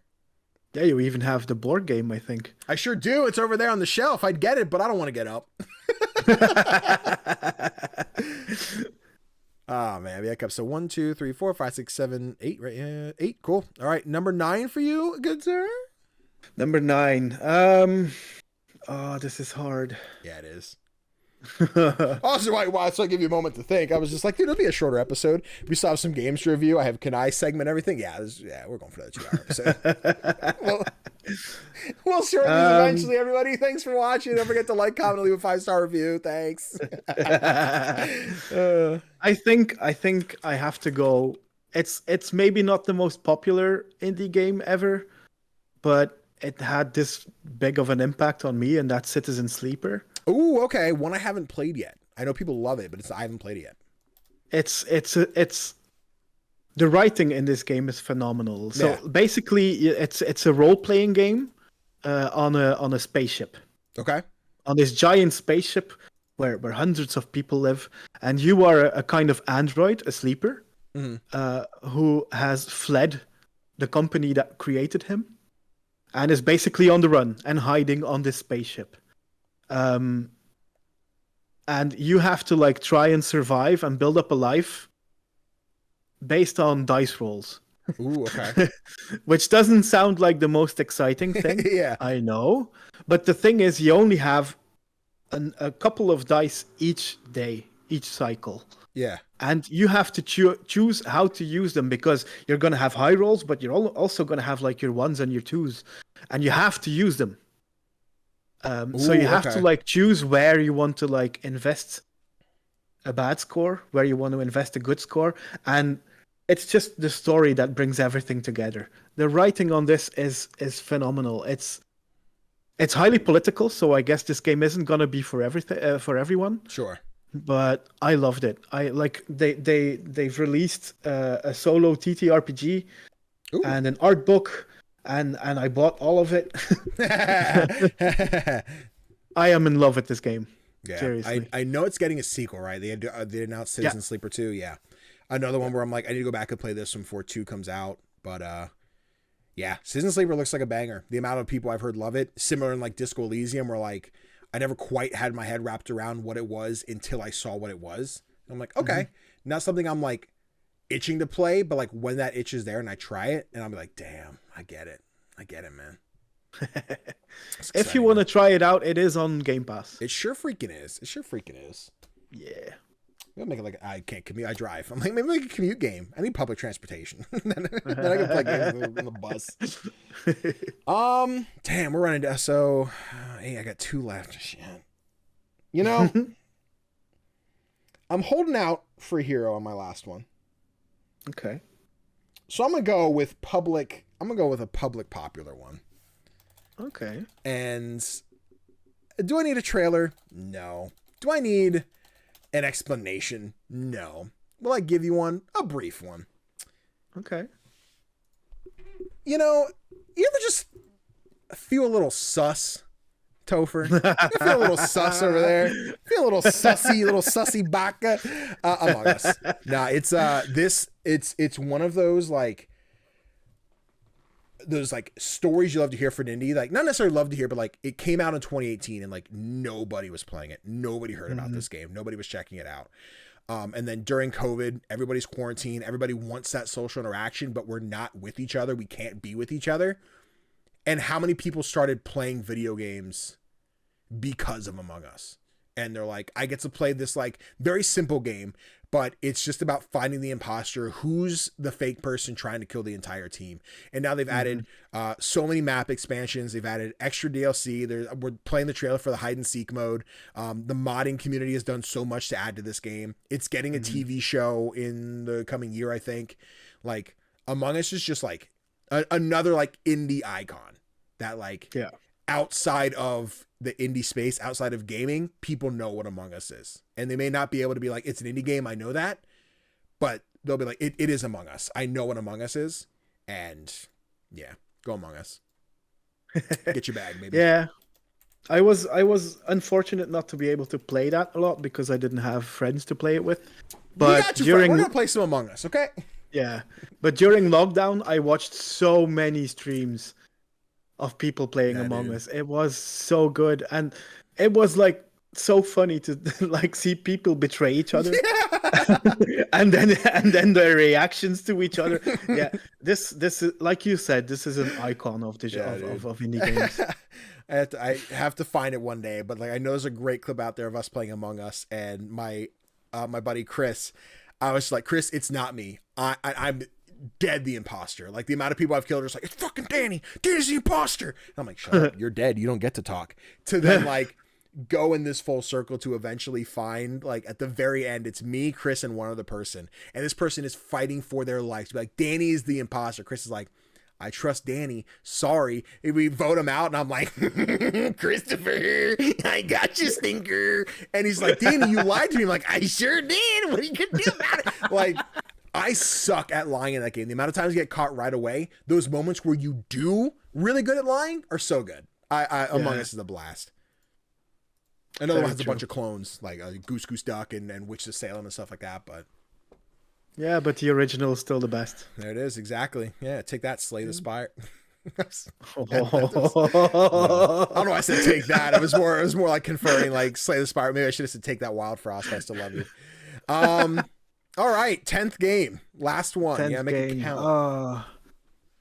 This is hard, but I think it's not particularly one of my favorites. Okay, but the success it has had over the years, I can't leave it out, and that's No Man's Sky. Oh, okay. I mean, I get it. Like PlayStation did a lot to promote that game. Yeah. So you could think it's not an indie, but it really is. Yeah. And it launched to horrible reviews. It sure did. But it did so much to win back the trust of the audience. Yeah. And now it's a spectacular game. Like, you get to explore an entire universe. How many games let you do that? A lot more now than before, but like to No Man's Sky level, like not even comparable, dude. No. I remember when it dropped, and like I worked the midnight release at GameStop. I was super excited. I got really into it for those first 3 days. But I think No Man's Sky was also the game that showed me that I hate space travel in video games. Games where I have to fly the rocket ship from point A to point B. Like, I'm like, I don't enjoy this. That was like the thing that got me to stop playing Outer Wilds. Yeah, Outer Wilds. The moment I got off the first planet, got in the ship, I'm like, oh, I hate this. I don't like this part. Anything that like has that is usually like a big turnoff for me. I won't do it. That being said, the fall and rise story of No Man's Sky, the amount of times that they put out an update and it's like, okay, we get it. We forgive you. You can stop making stuff for it now. Like, the game it's baffling how much they recovered from that initial fumble. And though it is not my thing, I don't think I'll ever get back into No Man's Sky. It is still just like, I think I say magical again. It is super impressive where they came from to where they are now. It's really awesome how they recovered. Absolutely. Yeah. And I just want to shout out the soundtrack because my favorite band made the soundtrack. Oh, no shit. 65 Days of Static. Yeah. Nice. Yeah. They're kind of my religion, so I had to shout them out. Fair enough. I feel you. Yeah. So yeah, that's my final pick. Whew. It's a big one. I left out some big ones. Fuck, we sure did. And I'm looking at 2 of them. And like, I was gonna save my 10th for like a Danny pick, but I think, shit. Okay, Google, flip a coin. Heads or tails? You got tails. I got tails. Okay. Then my tails, I got to pull up a different trailer here because I pulled up a different one and we're going to do the other one. So a game that I don't think I got super, super into compared to friends or compared to the whole world, but I still love, is Risk of Rain 2. Ooh. The first Risk of Rain, couldn't do it. I tried it. The characters were too small. The gameplay loop didn't get it. Again, I wasn't like the roguelike guy then. I didn't get roguelikes. Risk of Rain didn't do it for me. So when they made a sequel, and I'm like, I don't think I'm going to like that one. But they changed the formula so much. Having that 3D movement, different characters, different aspects, a whole new visual style to it. Like, not as much as like my buddies Connor and Kanai. They're super into Risk of Rain. They'll play all the time. They can pick it up, play any moment. Risk of Rain 2 got me very excited to eventually play Hyperlight Breakers, which, like, again, not the one we're talking about here, but the mass appeal of Risk of Rain 2 is really cool. And I love all the character designs. I love the gameplay loop. I suck at it. I'm in that spot where, like, one of my least favorite things is when I die early enough and my friends get to run the level and get items and level up, and then we get to the next section and I didn't get any of that progression. Now the rest of our run is me being behind by 10 levels. Like, that does suck. I do hate that. And that's typically what makes me go, you know what? That run was it for me today. I'll see you in a couple months, like when a DLC drops or something. But like, when I think about the times that I thoroughly enjoyed leveling up and getting, like, I can move faster, I can jump higher, I get my damage lasts longer, et cetera. Yeah. Risk of Rain is so cool. And like, I'm watching this cinematic trailer back. I'm like, shit, we need a Risk of Rain show. I want a show, baby. I want a movie. Give me a Risk of Rain movie starring Tom Holland or something. But you're getting Dead Cells DLC, I believe. Yes, we are. Yeah, we're getting the prisoner from Dead Cells in Risk of Rain. I guess it's a skin for another character. I'm not sure which character it is, but that's really dope. That's cool. But there are top 10 lists for each of us. So going back through Tofr, you have Celeste, Firewatch, Slay the Spire, Vampire Survivors, Disco Elysium, Papers, Please, Undertale, Spiritfarer, Citizen Sleeper, and No Man's Sky. And then I, Danny, have Stardew Valley, Shovel Knight, Hades, Sea of Stars, Cult of the Lamb, Monster Prom, Hollow Knight, Cuphead, Among Us, and Risk of Rain 2. Some banger lists. And this, like, again, the ones we missed out, like, maybe we won't like sit and talk about each one of them, but like, as I look back at my list, I had Dead Cells. I had Pow World, a more recent one.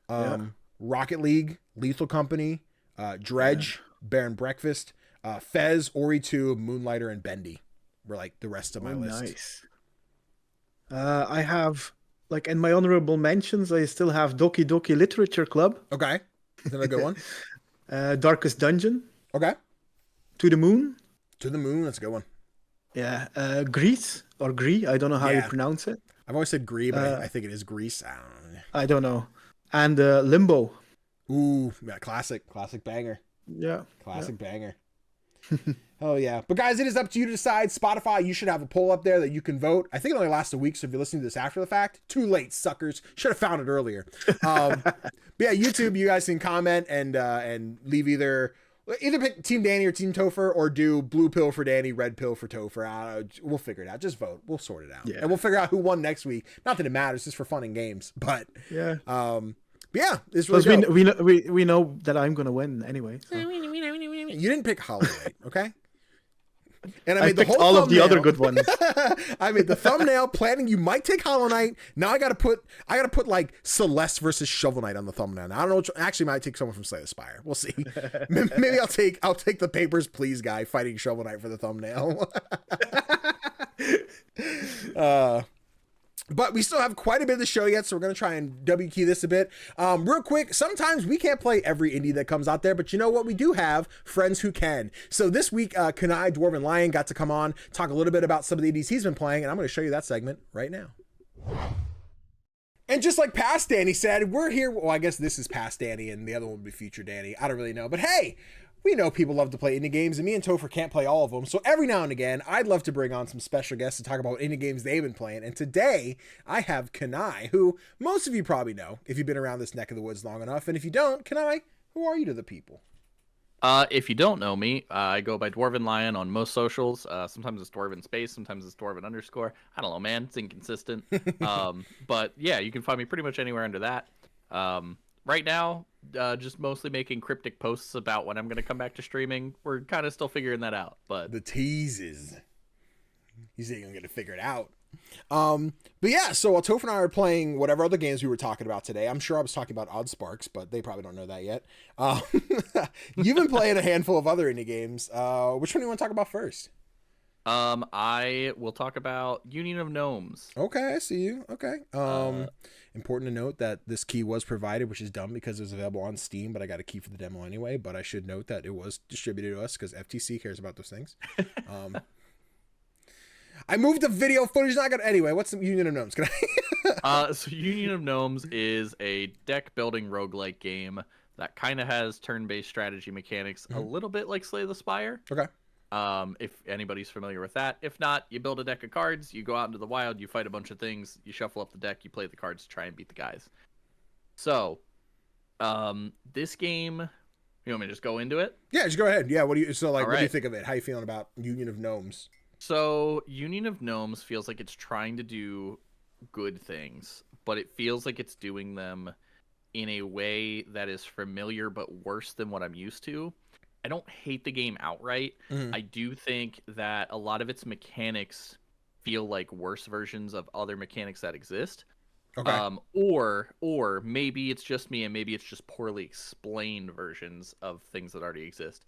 When I look at like the mana system in the game, when I look at like the card values and everything like that, yeah.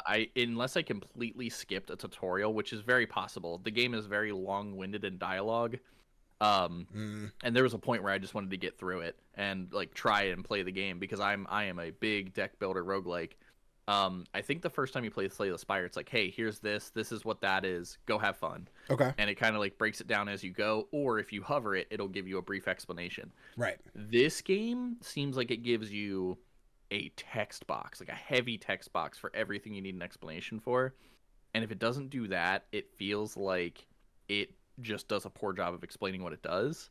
There was a part where I was really confused where I could see the cards in my deck. It took me maybe like 40 minutes to realize that it's the wagon with the number on it. That is your deck. Okay. Yeah, I'm sitting here trying to look around. And I was like, okay, so I don't see a deck. And then I thought there's like something, they can't see it's by your face cam, but there's like a little, another little thing. It looks like that's the deck, but I guess that's your discard pile. Yep, that's your discard. Okay. So on the bottom right is your discard. The mana's weird because that's the other thing, right? In like, what is it? In Slay the Spire, your energy refills every turn. Yeah. So it gives you the most chances to use all of it. In this, you get 1 mana back per turn unless you play a card that recovers your mana. Yeah, so I it see almost some of these forces that you- say that, yeah. Yeah, so like some of them feel like, oh, okay, it's a little bit more like challenging, which it is. I will say this game is much harder than Slay the Spire. Basic enemies were taking me out on like maybe the second level. Like I don't know if I die to this one. If it's not this one, it's the very next round I die. but like I get wiped out in this game, and like Slay the Spire, I can effortlessly make it to at least the first boss. It as like a way to like build up my character. One of the other weird mechanics that just doesn't feel like it has a place in deck building roguelikes is there's a hunger mechanic for your gnomes. So if you see the sausages on the bottom of the card, that's how much of a hunger meter they drain by being in your deck per time you travel to the next node. So you'll see like minus sausages. Yeah, that. Yeah. So if you run out of sausage meter, it straight up like KOs some of your gnomes, and you can't use them until you like re-up them. So you have to like stop periodically to rebuy sausages to be able to use your own cards that you selected. So those get like then taken out of your deck. So your hunger drains, and like it just randomly takes like, here's 5 gnomes, they're out, you're done. You can't use these until you stop at like a food store and buy more sausages, or it typically picks one. So I think it's either randomly assorted or it's by whoever costs the most in hunger. Yeah. But yeah, it'll take one at a time and it'll just KO them. But sometimes those are your most useful gnomes. Yeah. And when you don't get all your energy back and you have to rely on a lot of the free gnomes, I don't think it's in this run, but I do another run in this little clip here. Mm-hmm. And I used all free gnomes, and it was so much easier because I just didn't have to worry about the mana system. Right. But the downside of the free gnomes is they either give you a curse or they buff up your enemy. So you have to kind of like, it's a little rough. I think with a couple of updates and a couple of like more simplified explanations for the mechanics, I think this game could be a lot of fun. Okay. I don't want to say like Slay the Spire killer, because like that's so widely renowned that when you say that, it usually dooms the game you're trying to hype up. Yeah, especially after they just announced Slay the Spire 2, we're like, oh, you want a killer? Our sequel will be the killer. Yeah. But I think that there could be a legitimate conversation for this game being as good as Slay the Spire if it just simplified some of its text, and if it just simplified some of its mechanics and maybe explained it better and made it. I wanted something that felt more familiar. I didn't want Slay the Spire but harder, because I can make Slay the Spire harder. Yeah. I'm looking at it, right? And the style, the one night we're sitting in Discord, I saw this game like Union of Gnomes. Anyone want a key? And you're like, I'll try it. Yeah. So like you sent the key your way. I was like, we'll cover it on the podcast at some point. I love the stylist. I love the design of the characters. Like, this looks charming and goofy and fun. Yeah. Watching, and this is in a spot where you've played a little bit and you're capturing footage, and you know kind of what to do. I'm in a spot where I haven't seen a tutorial. I haven't seen like an introductory to this game, and I'm like, man, cards are flying. I don't know what's being put where. I think you have one character you play as you're going, and you have the deck, because you have like this little dude with the bow. Okay. You can unlock more, and I'm not sure if they have abilities because you only play as that one. So I don't know if there's ability differences. I don't know if there's like deck and card differences like in Slay the Spire. Sure. The other mechanic that I forgot to mention, only ranged gnomes can hit distant enemies, and only melee gnomes can hit, or sorry, any gnome can hit the frontliner, only ranged gnomes. So you have to like, the portrait of the gnome is important too, not just the text on the card. And I don't think that was something that was explained to me until like 45 minutes in. A random loading screen popped up and was like, make sure you're using your ranged gnomes. Yeah, and I was like, oh my god, I wish there was a tutorial that said that. So ranged gnomes as in your cards or your character. Okay. Yeah. So it's not like if you took a melee based character, if there is one, and then it's like, oh, there's people in the range. Yeah, you've thrown this run. You can't get them now. Right. It is the cards you have at the bottom, not okay. Yep. So if you look at some of the portraits of the gnomes on the cards, like right here, the one is throwing a slipper. So that slipper is a ranged gnome. There's another one that has like a sword that he's like playing with. That one's a melee gnome because of the portrait. So like, I agree with the art style. The art style is really fun. I like it a lot. The concept of like a little army of gnomes trying to take back their like land and like live peacefully or whatever is fun. The ideas of all the different characters, like the one that throws the slipper. There's one that like gives out beer, but it heals people, but it makes you drunk, so you have like a 50% chance to heal, or not heal, 50% chance to hit. Like, there's a lot of really fun concepts, and I think if they just tried, it seems like they're trying so hard to be different and more difficult, because I think it's what is needed. Yeah. But again, I could play something that explains itself better and make it harder on myself by doing modifiers or doing like challenge runs. Yeah. Okay. Yeah, this looks, I can see the group of people that would be into this. Like, again, if I saw this, not having sat in here, I'm like, this looks like something I would enjoy. And hearing everything you said, I'm interested to see if that like evolves or anything more comes out of that. I don't know. I don't have the page pulled up, so I don't know if that has like an upcoming release date here or not. But yeah, does that sound like something you would come back to if you see some of these things implemented? You're like, I got enough for the demo. I think I'd rather play Slay the Spire. Or... As I see updates, I would come back and try it. This is one of the games that grabbed me, one, because of its name, because like it has gnomes in the name, I have instant interest.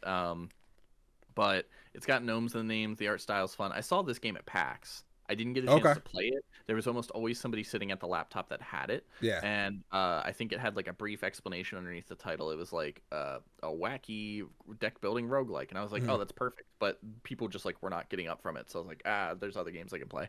Sounds like PAX all weekend, yeah.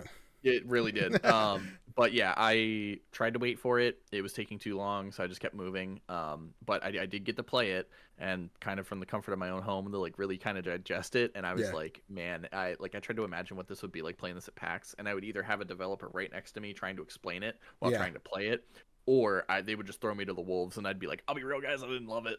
Yeah, like, I'd be like, yeah, it could be better. Yeah.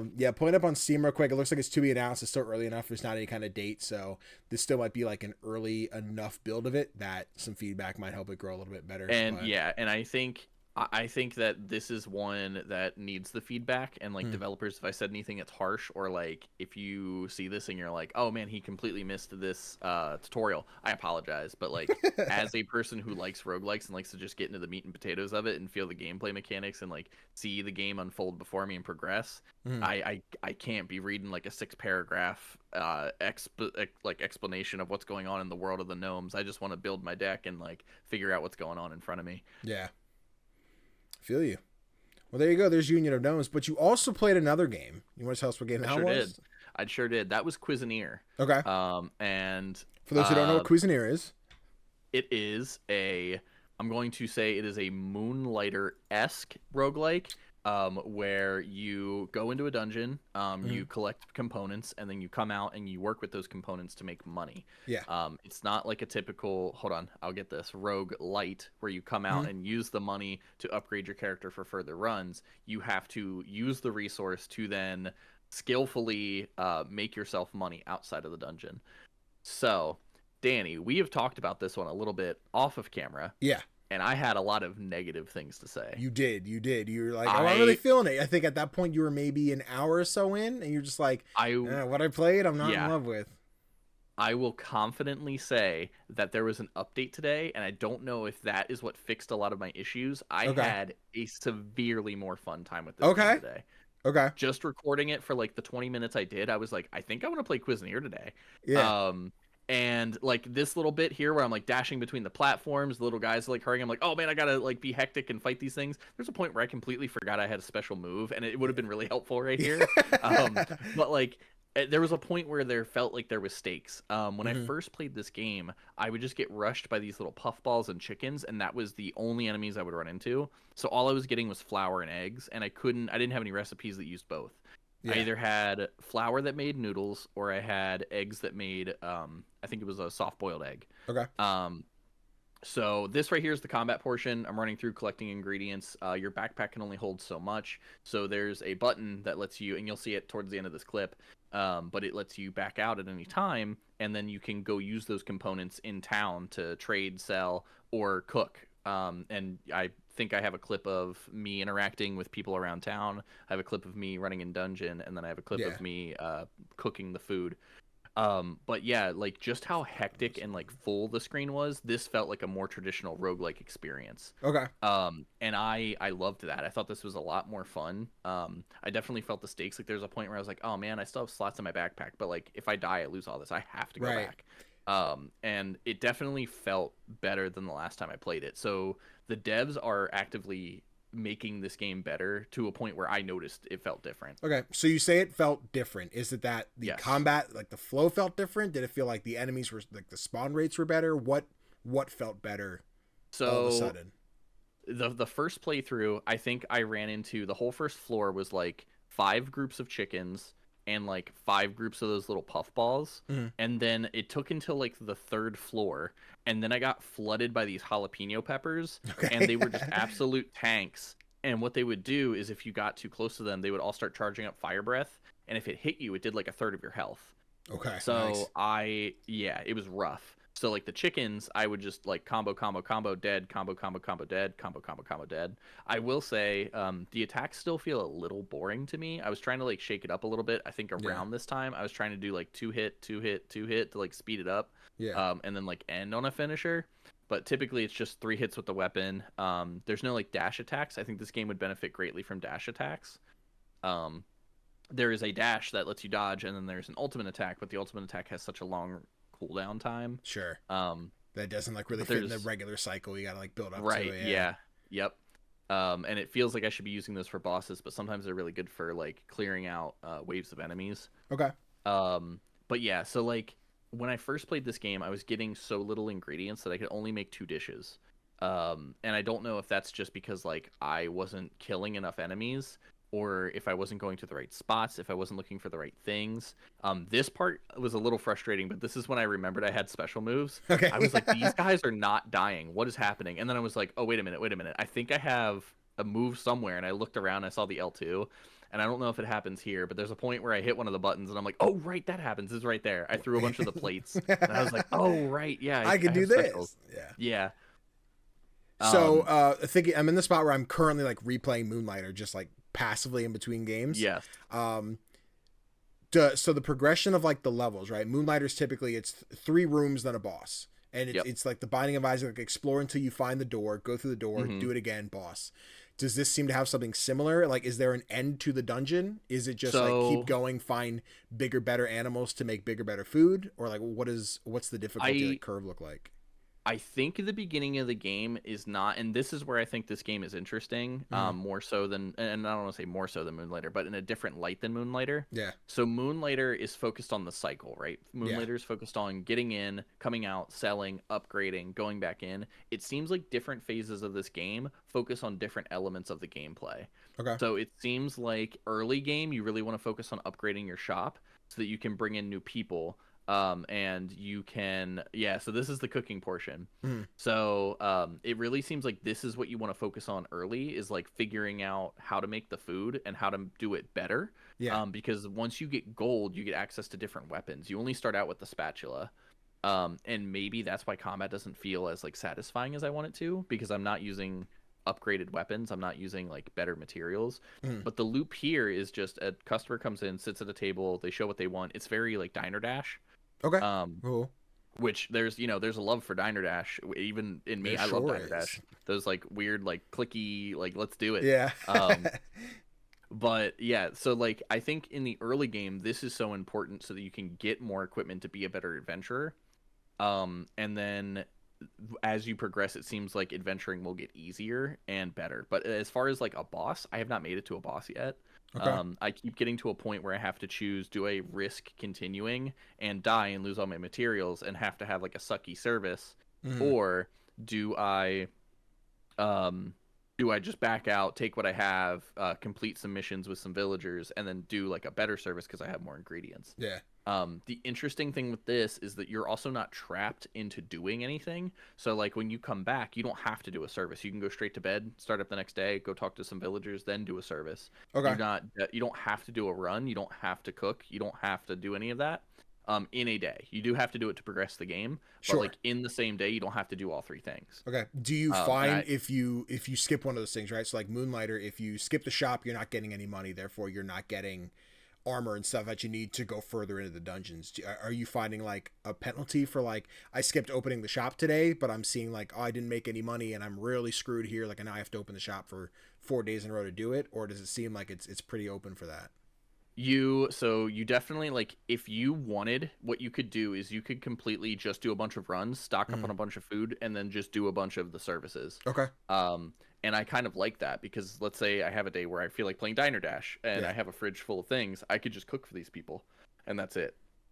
Or if I have a day where I feel like I want to play like a combat intensive game, I could just go gather ingredients and wood and stone. And that's the other thing, is you don't have to go in and gather ingredients. You can skip the animals, break down the environments, take the wood and stone, and then you can upgrade your shop or buy new furniture. Cool. Okay. Yeah. So there's like a balance to it. And I do like that now that I've kind of experienced it a little more. You can see here that I think I told you before, it only starts you with 1 table, 1 stool, and 1 cooking pot. Yeah. I bought another table, but you need a stool or else they won't sit at the table. I see that. I see like the summer coming like puffing like, I'm angry. She had nowhere to. Okay.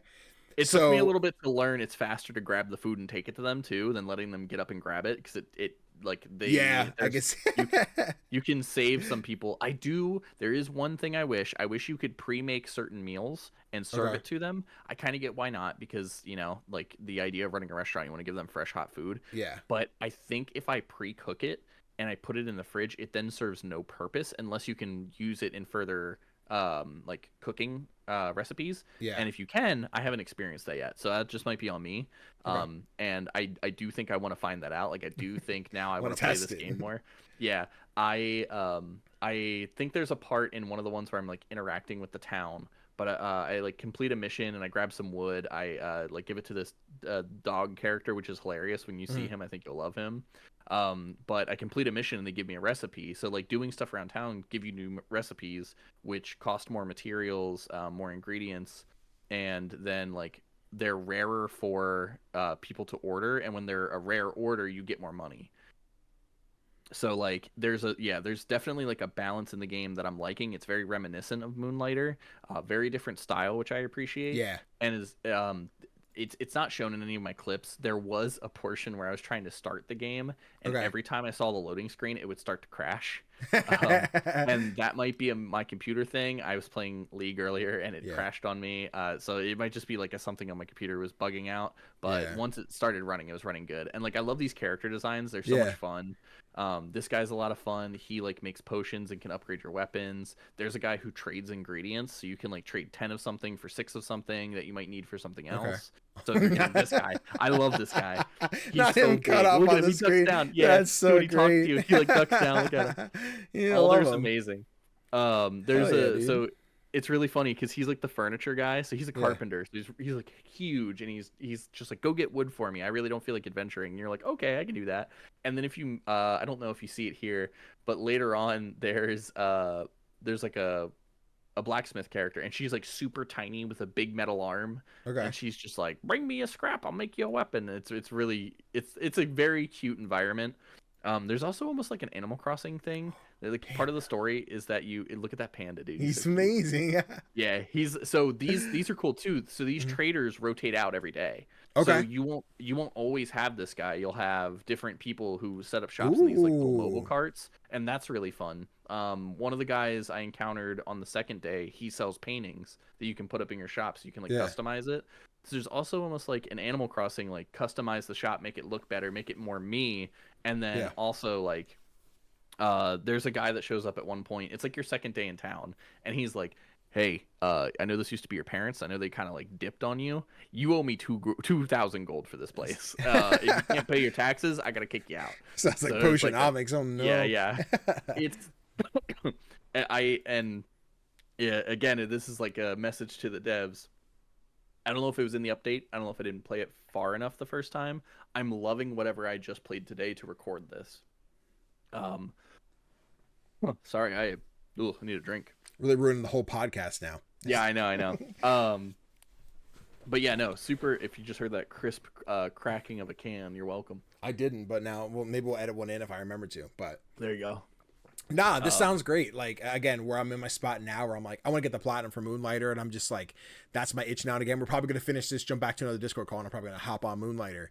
But no, this looks cute. I'm excited to see the world as like Animal Crossing's when the itch is there, but knowing that it is Animal Crossing meets Moonlighter with a couple different things with the Dino Dash and everything else, like I enjoy that a lot, and this looks like really charming. And I'm glad to hear once you got back into it that you're like, okay, now I'm feeling it, now I'm getting the vibe. Because I'd have been like, the negative off the rip, and like maybe I won't be too into it. Yeah. But the first night I was actually falling asleep, but I think I was paying too much attention to interacting with characters. Yeah. And I think I was just like casually like, man, this is a lot of conversation. Nobody's really giving me anything to do. Combat's a little too slow for me. But like once I got back into it and the enemies were present and they were like, I was able to handle them in a fair and like convenient manner. Like I said, I think I just need a better weapon. I think the spatula is probably not the ideal weapon. And I'm excited, like, I'm almost excited to upgrade the shop the most. Like, I want to get, like, 2 countertops. I want to get, like, a bigger thing so I can sit out food and be able to, like, run it to people. I think all of that sounds like a lot of fun. There's also, like, a leather worker that upgrades how many things you can hold in your belt. And, like, he upgrades your backpack so you can hold more materials. So there's a lot of customization and upgradability in this game. And I think that's really cool. I'm very glad that I liked it more my second try. And I'm really glad that I got to record it so I could play it again. So now I like feel better about it. This was not provided by the developer, by the way. I bought this. I bought this bitch. Because I saw it and I was like, yo, this looks fun. Good job on the aesthetics, devs. It looks great. I'm enjoying what I've been playing of it now that I've given it a more fair chance. Dude, there you go. That's a write-off. Put that down. Save the Steam receipt. But sick. No, I'm really glad you dug Cusineer more. Definitely still like on the radar. I want to get around to it. I think I have it on my wish list. If not, I got to add it. But now that we've taken about a third of the episode planned, we'll figure out how it goes. I don't get dropped in there either way, and no cuts here. Thank you so much for joining me. If you want to tell everybody real quick where they can find you after this episode, I'm sure I'll have you back for more when you play more indies, but tell them about yourself. Dwarven Lion, either underscore or spaced, really depends on the thing. Couldn't get it consistently. I'm a little upset about it. You'll see a big red background, white lion as the logo, or you'll see the DL if you follow the Facebook page that I never use. But slowly DL, working my way, slowly working my way into coming back into streaming. Still figuring it all out. But if you want to give me a follow for when I do go live, I'll see you guys there. There you go, guys. Thank you so much for watching. Now it's back to future Danny and Tofr. Tofr, make him give you a Hades 2 test code. I don't have any. Tofr, I've been playing a game this week. It came out yesterday as of this dropping, and the game is called Oddsparks and Automation Adventure. Ooh. When I tell you, we have a year right now, right? We have a year with Balatro. We have a year with Yellow Taxi Goes Vroom. And right now, I'm still on high of like recently playing it, but this might be my indie game of the year right now. Really? I am in love with the loop of this game. I am not much of like, it's not a city builder so much. It's not a survival game. It is one of those satisfactory type things where you are building the world and you are letting all the things you build function and do their thing on their own. I currently have just under 24 hours in this game in the 5 days that I've had my key. I should mention nice. I did receive a review key for this. And this game is just in early access. It's really just the first 2 levels yet, the first 2 worlds. But I am infatuated. So basically you play as this villager, and you have a bunch of people in town who are like, hey, we need such and such done. We need to get this thing accomplished. You go out and you get these little guys called Sparks. Imagine they're almost like Pokemon, or even we'll go with Palace from Power World. When you pick them up, they each have different tasks. There's the base one that can do a little bit of everything at like a subpar level. Then you get the crafties. The little guys are called, they're called Stumpies. These little base guys, they can do a little of everything. Stumpies. Then you get crafties. They craft faster. So you have to put Sparks into a machine to make it function. They go a lot faster than everybody else. Then you get carries. Carries can carry twice as much stuff as the Stumpies can. So you want to eventually replace all your Stumpies with them. So when you're moving stuff around, they carry it a lot faster, 2 times the speed, etc. The magic in my brain watching everything go just function, just move, just go. You build the paths, you put the things down, they move and they dance and they collect all the stuff, they get the wood, they make the new resources. Just makes brain go burr. It just feels right. It feels so fun. And like I'm at a spot now where it's taking a little bit longer to do everything. I kind of have to go in, get the thing, shoot, I got to go find this. So I got to make a machine to make this new thing, to make that into another thing. Then once I have that, I can produce as much of this as I want. But then I do need to go back and make sure the first thing's preset so I can complete that and blah, blah, blah, blah, blah. But again, I'm so recently playing it, but I am infatuated with this game just in early access. I can't wait to see what else comes. Well, 24 hours in just 4 days is that tells you a lot. Yeah. It's wild, dude. The amount of time I've put into it and like watching a show while I'm just building shit, and the amount of times I've had to pause and be like, wait, hold on. I have to math this out. I have to like, okay, so this path is go here, then, oh, but if I go here, then eventually like I have to make these messed up roads because things can't cross. But then after a few levels and leveling up, you do get a crossroads. So like you can make a path cut off another one and these characters won't interrupt each other. they'll come down, the others will go, parallel to them, or not parallel, perpendicular to them, and they can pass each other, not interrupting each other. And you get these as you level up. You get cannons, you can like launch each other over gaps. You get zip lines that, admittedly, I haven't quite figured out yet. I feel like I can't get a good spot for my zip line, and that just might be my seed for like my map. Mm-hmm. But like, I'm slowing down a little bit. I'm in that Power World spot where like I put a lot of time into it, and I don't want to burn out before like the full game's there, because if I finish what's there, it's going to be harder for me to get back in for 1.0. But this might be like my Minecraft right now. Everyone else like, I just want to jump in and build something. I'm like, I'm just going to make a new world and automate everything. It's a banger, man. This is the banger title. Okay, you're convincing me right now. Listen, I recommend it. I don't know what the price is off the top of my head. Again, it's not out as of recording, but it comes out tomorrow for us, yesterday for everyone watching. But man, I played the Next Fest demo. I'm like, this is really cool. I hope it holds up. And I'm there. I'm in it. And can you play it like with a controller, or is this really a mouse and keyboard game? I feel like it's a mouse and keyboard game. I'm sure it feels better mouse and keyboard. I don't know if they have controller support. I haven't given it a shot. Okay. But I definitely think it feels like it is a mouse and keyboard game. Yeah. Okay. But yeah, Oddsparks Automation Adventure. Thank you, Massive Mini Team, for the key. You got a gem here. I'm very excited for more.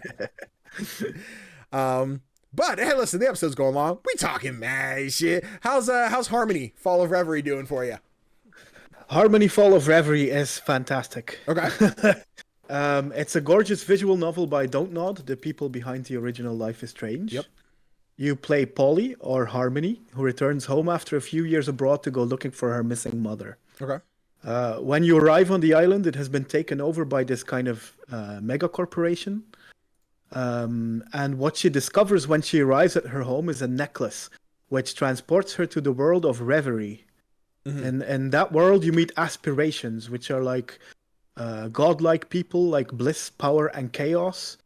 And they need your help, as their world is faltering. You need to traverse both worlds, as your actions in either will impact the other very much as well. Gameplay is based on making choices. As Harmony, you are clairvoyant, meaning you can see possible outcomes from the actions you take and decisions you make. These choices are visual in the augural, which basically functions as like this kind of roadmap for the game. Yeah. Making certain choices will exclude the possibility of future options, some of which you can't even see yet because they're in another chapter. Oh, okay. Oh, damn. Yeah. Now, I have to say, I haven't finished the game yet. Okay. I'm currently working through the final act. Now, is the game out, or is it a demo, or is it?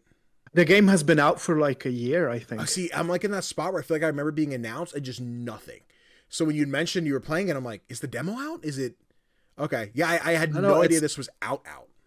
Yeah, it's been out for, I think, a year. And it's been sitting on my Switch for all of that time because I bought it the day it came out. Yeah. And then I never started it. And I'm really glad I picked it up now because it's really good. Like, it has a soundtrack by Lena Raine as well, the Celeste composer. Yeah.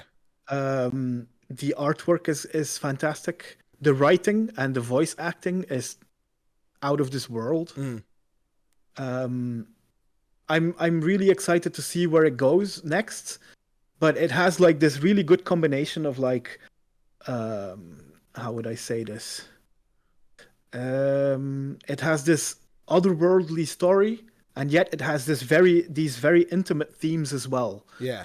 It kind of reminded me of the movie Everything Everywhere All at Once. Good movie. Where you have like this really interesting concept, but you have this really intimate story about a family as well. Yeah. And I have the same feeling with this game.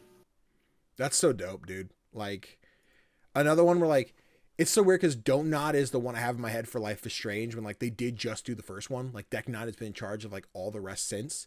But I still go like Don't Nod. And then when Don't Nod, I think they did Vampire, they did Harmony.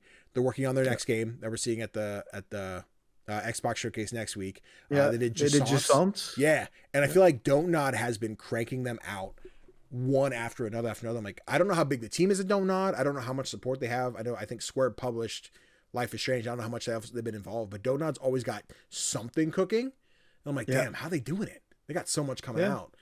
And like, another one here that like I don't know when I'll get to it. I think I'll just be one of those rainy afternoons where I'm like, it's on sale on PlayStation. Let me give it a shot. Let me grab it and Well, Danny, it is on sale. on sale now. Yeah, and I think it's 60% off on every platform. Damn, let make it start raining, baby. Yeah, $9 right now. That's pretty wild. That's pretty good. It's definitely worth it. Add to cart. If you like, I don't know if you did you play the Cosmic Wheel Sisterhood? I have not yet. Another one that's on my list. I know my mod papa's just like, Danny, you gotta play this game. And I'm like, I will. Well, for people who are listening and who have played that, pick this one up. You'll love this one too. Hell yeah. Sick. So we got Harmony. We got some Oddsparks. I have a little bit to say on Iconoclasts. So this is an older Metroidvania. I think it's about 6 or 7 years old. I don't know for sure when the release date was. But it was on my Indie Wheel of Shame for stream. So everyone doesn't know, on stream, we have our monthly goal. This month's goal, if we hit our 25 sub goal, we're doing a Mario Kart stream with everybody. But if we get halfway, we spin our Wheel of Shame, which is like a list of indie games that I've never played or never finished. And Iconoclast was on there, a recent edition, and we just spun it. So I started Iconoclast last night as of recording, and I'm really digging it so far. I think it's one of those ones I've heard so many people talk about and they fell in love with, and I don't quite see why I would love it yet. I see why I like it. The art style is great. The pixel art's awesome. Again, gives me that like Owlboy vibe, not quite as like sharp, but like the parallax environments, the backgrounds, the settings, really cool. But essentially you play as this young mechanic whose father has been taken away, killed. I'm not entirely sure that one yet. But you have this giant wrench that you use to like open gates. You get the stun gun that eventually you can upgrade that has like bombs in it. Use that to get through new areas. I'm currently in like the 3rd major level after the 2nd boss, and I'm a little lost at the moment. And I think that's kind of been like a bit of the game here where I don't get the signposting of where I need to go. And that could be like me streaming it. I'm a little like frazzled, so I miss like an important line of dialogue. But they'll be like, hey, go talk to this person. I'm like, I don't know who that is. Or they're like, hey, spend time with this person, but that person's not in town right now. So I have to trigger how to get them to be in town. And that's just a matter of like walk around town until you talk to the right person that makes that thing trigger. And like, again, it could be more cut and dry than I'm making it. I'm just missing an important point, or I'm just like, damn, I'm a little lost. And I feel like either the game didn't tell me or I'm ignorant and I missed it. But that being said, like aside from that, the combat's simple. It's fun. The world's gorgeous. I like the characters, really goofy so far. But yeah, Iconoclast. I'm digging it with, let's say like 3 hours in the gameplay. So yeah, retro one that, maybe didn't make the cut for like our lists, but fun one. If you like Metroidvanias, it's on there. Yeah, I get that. I played the first hour of this, I think. Okay. And it wasn't completely my jam, but then again, I haven't been the biggest Metroidvania fan. Yeah. And this wasn't a game that's gonna convince me to play them. Yeah, I got you. In the way that Hollow Knight, for example, will. Yeah. No, I feel you. I feel you indeed. But along with the games we played this week, there's a bunch more coming out. Starting today, we are looking at our indie release week from April 25th to May 1st. We'll try and power through these because we know we're going long, but hey, we love indie games. You love them too.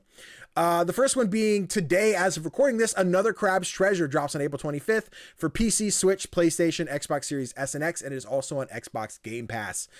If you're watching this the day this episode goes up, I'll be doing like a 6-hour stream of Another Crab's Treasure. So if you're watching this right now, I might be live over on Twitch. Come hang out because you're about to finish this episode, so you might as well see what the game's all about. I know I'm definitely playing. You said you're going to try and dabble in it, and maybe we'll talk more about it next week. But yeah, Another Crab's Treasure. Yeah. Banger looking Souls-like that I'm hoping I enjoy. Keep going through a little bit more, so we're going to talk about all of them. Diluvian Wings? Diluvian Wings? I don't know what that word is. I think it's Diluvian. I'm not sure. We'll rock with Diluvian. Yeah. That sounds better than Dolovian. That sounded fake. Diluvian Wings comes out today as well, April 25th on PC in version 1.0. SOL Search of Light. So I thought that was shit out of luck. I'm like, okay, listen, sounds like I typed the game. SOL Search of Light also drops today, April 25th on PC, Switch, PlayStation 4 and 5, Xbox One, and Xbox Series X and S. Another banger we're both very excited for, Rusty's Retirement. Comes out tomorrow, April 26th on PC. You want to talk about Rusty's real quick? Because I don't want to spend time on all of them, but Rusty's is a cool one.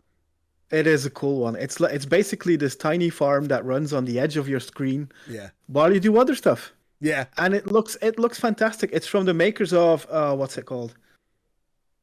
Ooh, I'm not sure. I haven't seen what else they made. I thought this was their first thing. I forget. Do some quick looking. Receive retirement, Steam. Yeah. Vamp, hey, play indie games, Mr. Morris games. Oh, Haiku. Haiku the robot. Oh, yeah. no shit. Okay. Yeah. Well, that's so awesome. I've yet to play Haiku. I will be playing it eventually. Content to come. But no, that's really cool. Because now I think about it. Yeah, when I was playing the demo, Haiku was in there. I don't know why I didn't immediately connect that, but yeah, you can actually have Haiku in the game. Yeah, like I played the demo and you have to like earn the money to unlock it. I'm like, oh god, my setup right now, the map's small enough where I'm not getting enough money to unlock those big guys without putting hours into it. But it is one of those like distraction games, like while you're working on your essay, it like takes up like the bottom third of your screen, and then you play this and it like automates Rusty to run around with his friends and do their thing, and then you collect that, sell it, get new food, get new ingredients, whatever, and then move on to the next spot. So it is like a really cool game, and it's interesting, right? Because like it does run on part of your screen, like it's not like a full screen application that you're only seeing a third of. Like whatever you have going on in the background, if you're watching anime and you have Rusty on top of it, like you can do that. Yeah, that's really cool. Yeah, it is. Another banger, you guys might not have heard of it. I don't think we've talked about it before. Manor Lords. I don't know what that is. Coming out April 26th for PC. Version 1.0. I think it's in early access now, or is it dropping early access? I think it's coming out 1.0. I'm not sure. Hang on. Yeah, I want to say I don't forget. Yeah. But as we continue, Tell Me Your Story also coming out April 26th for PC and Switch.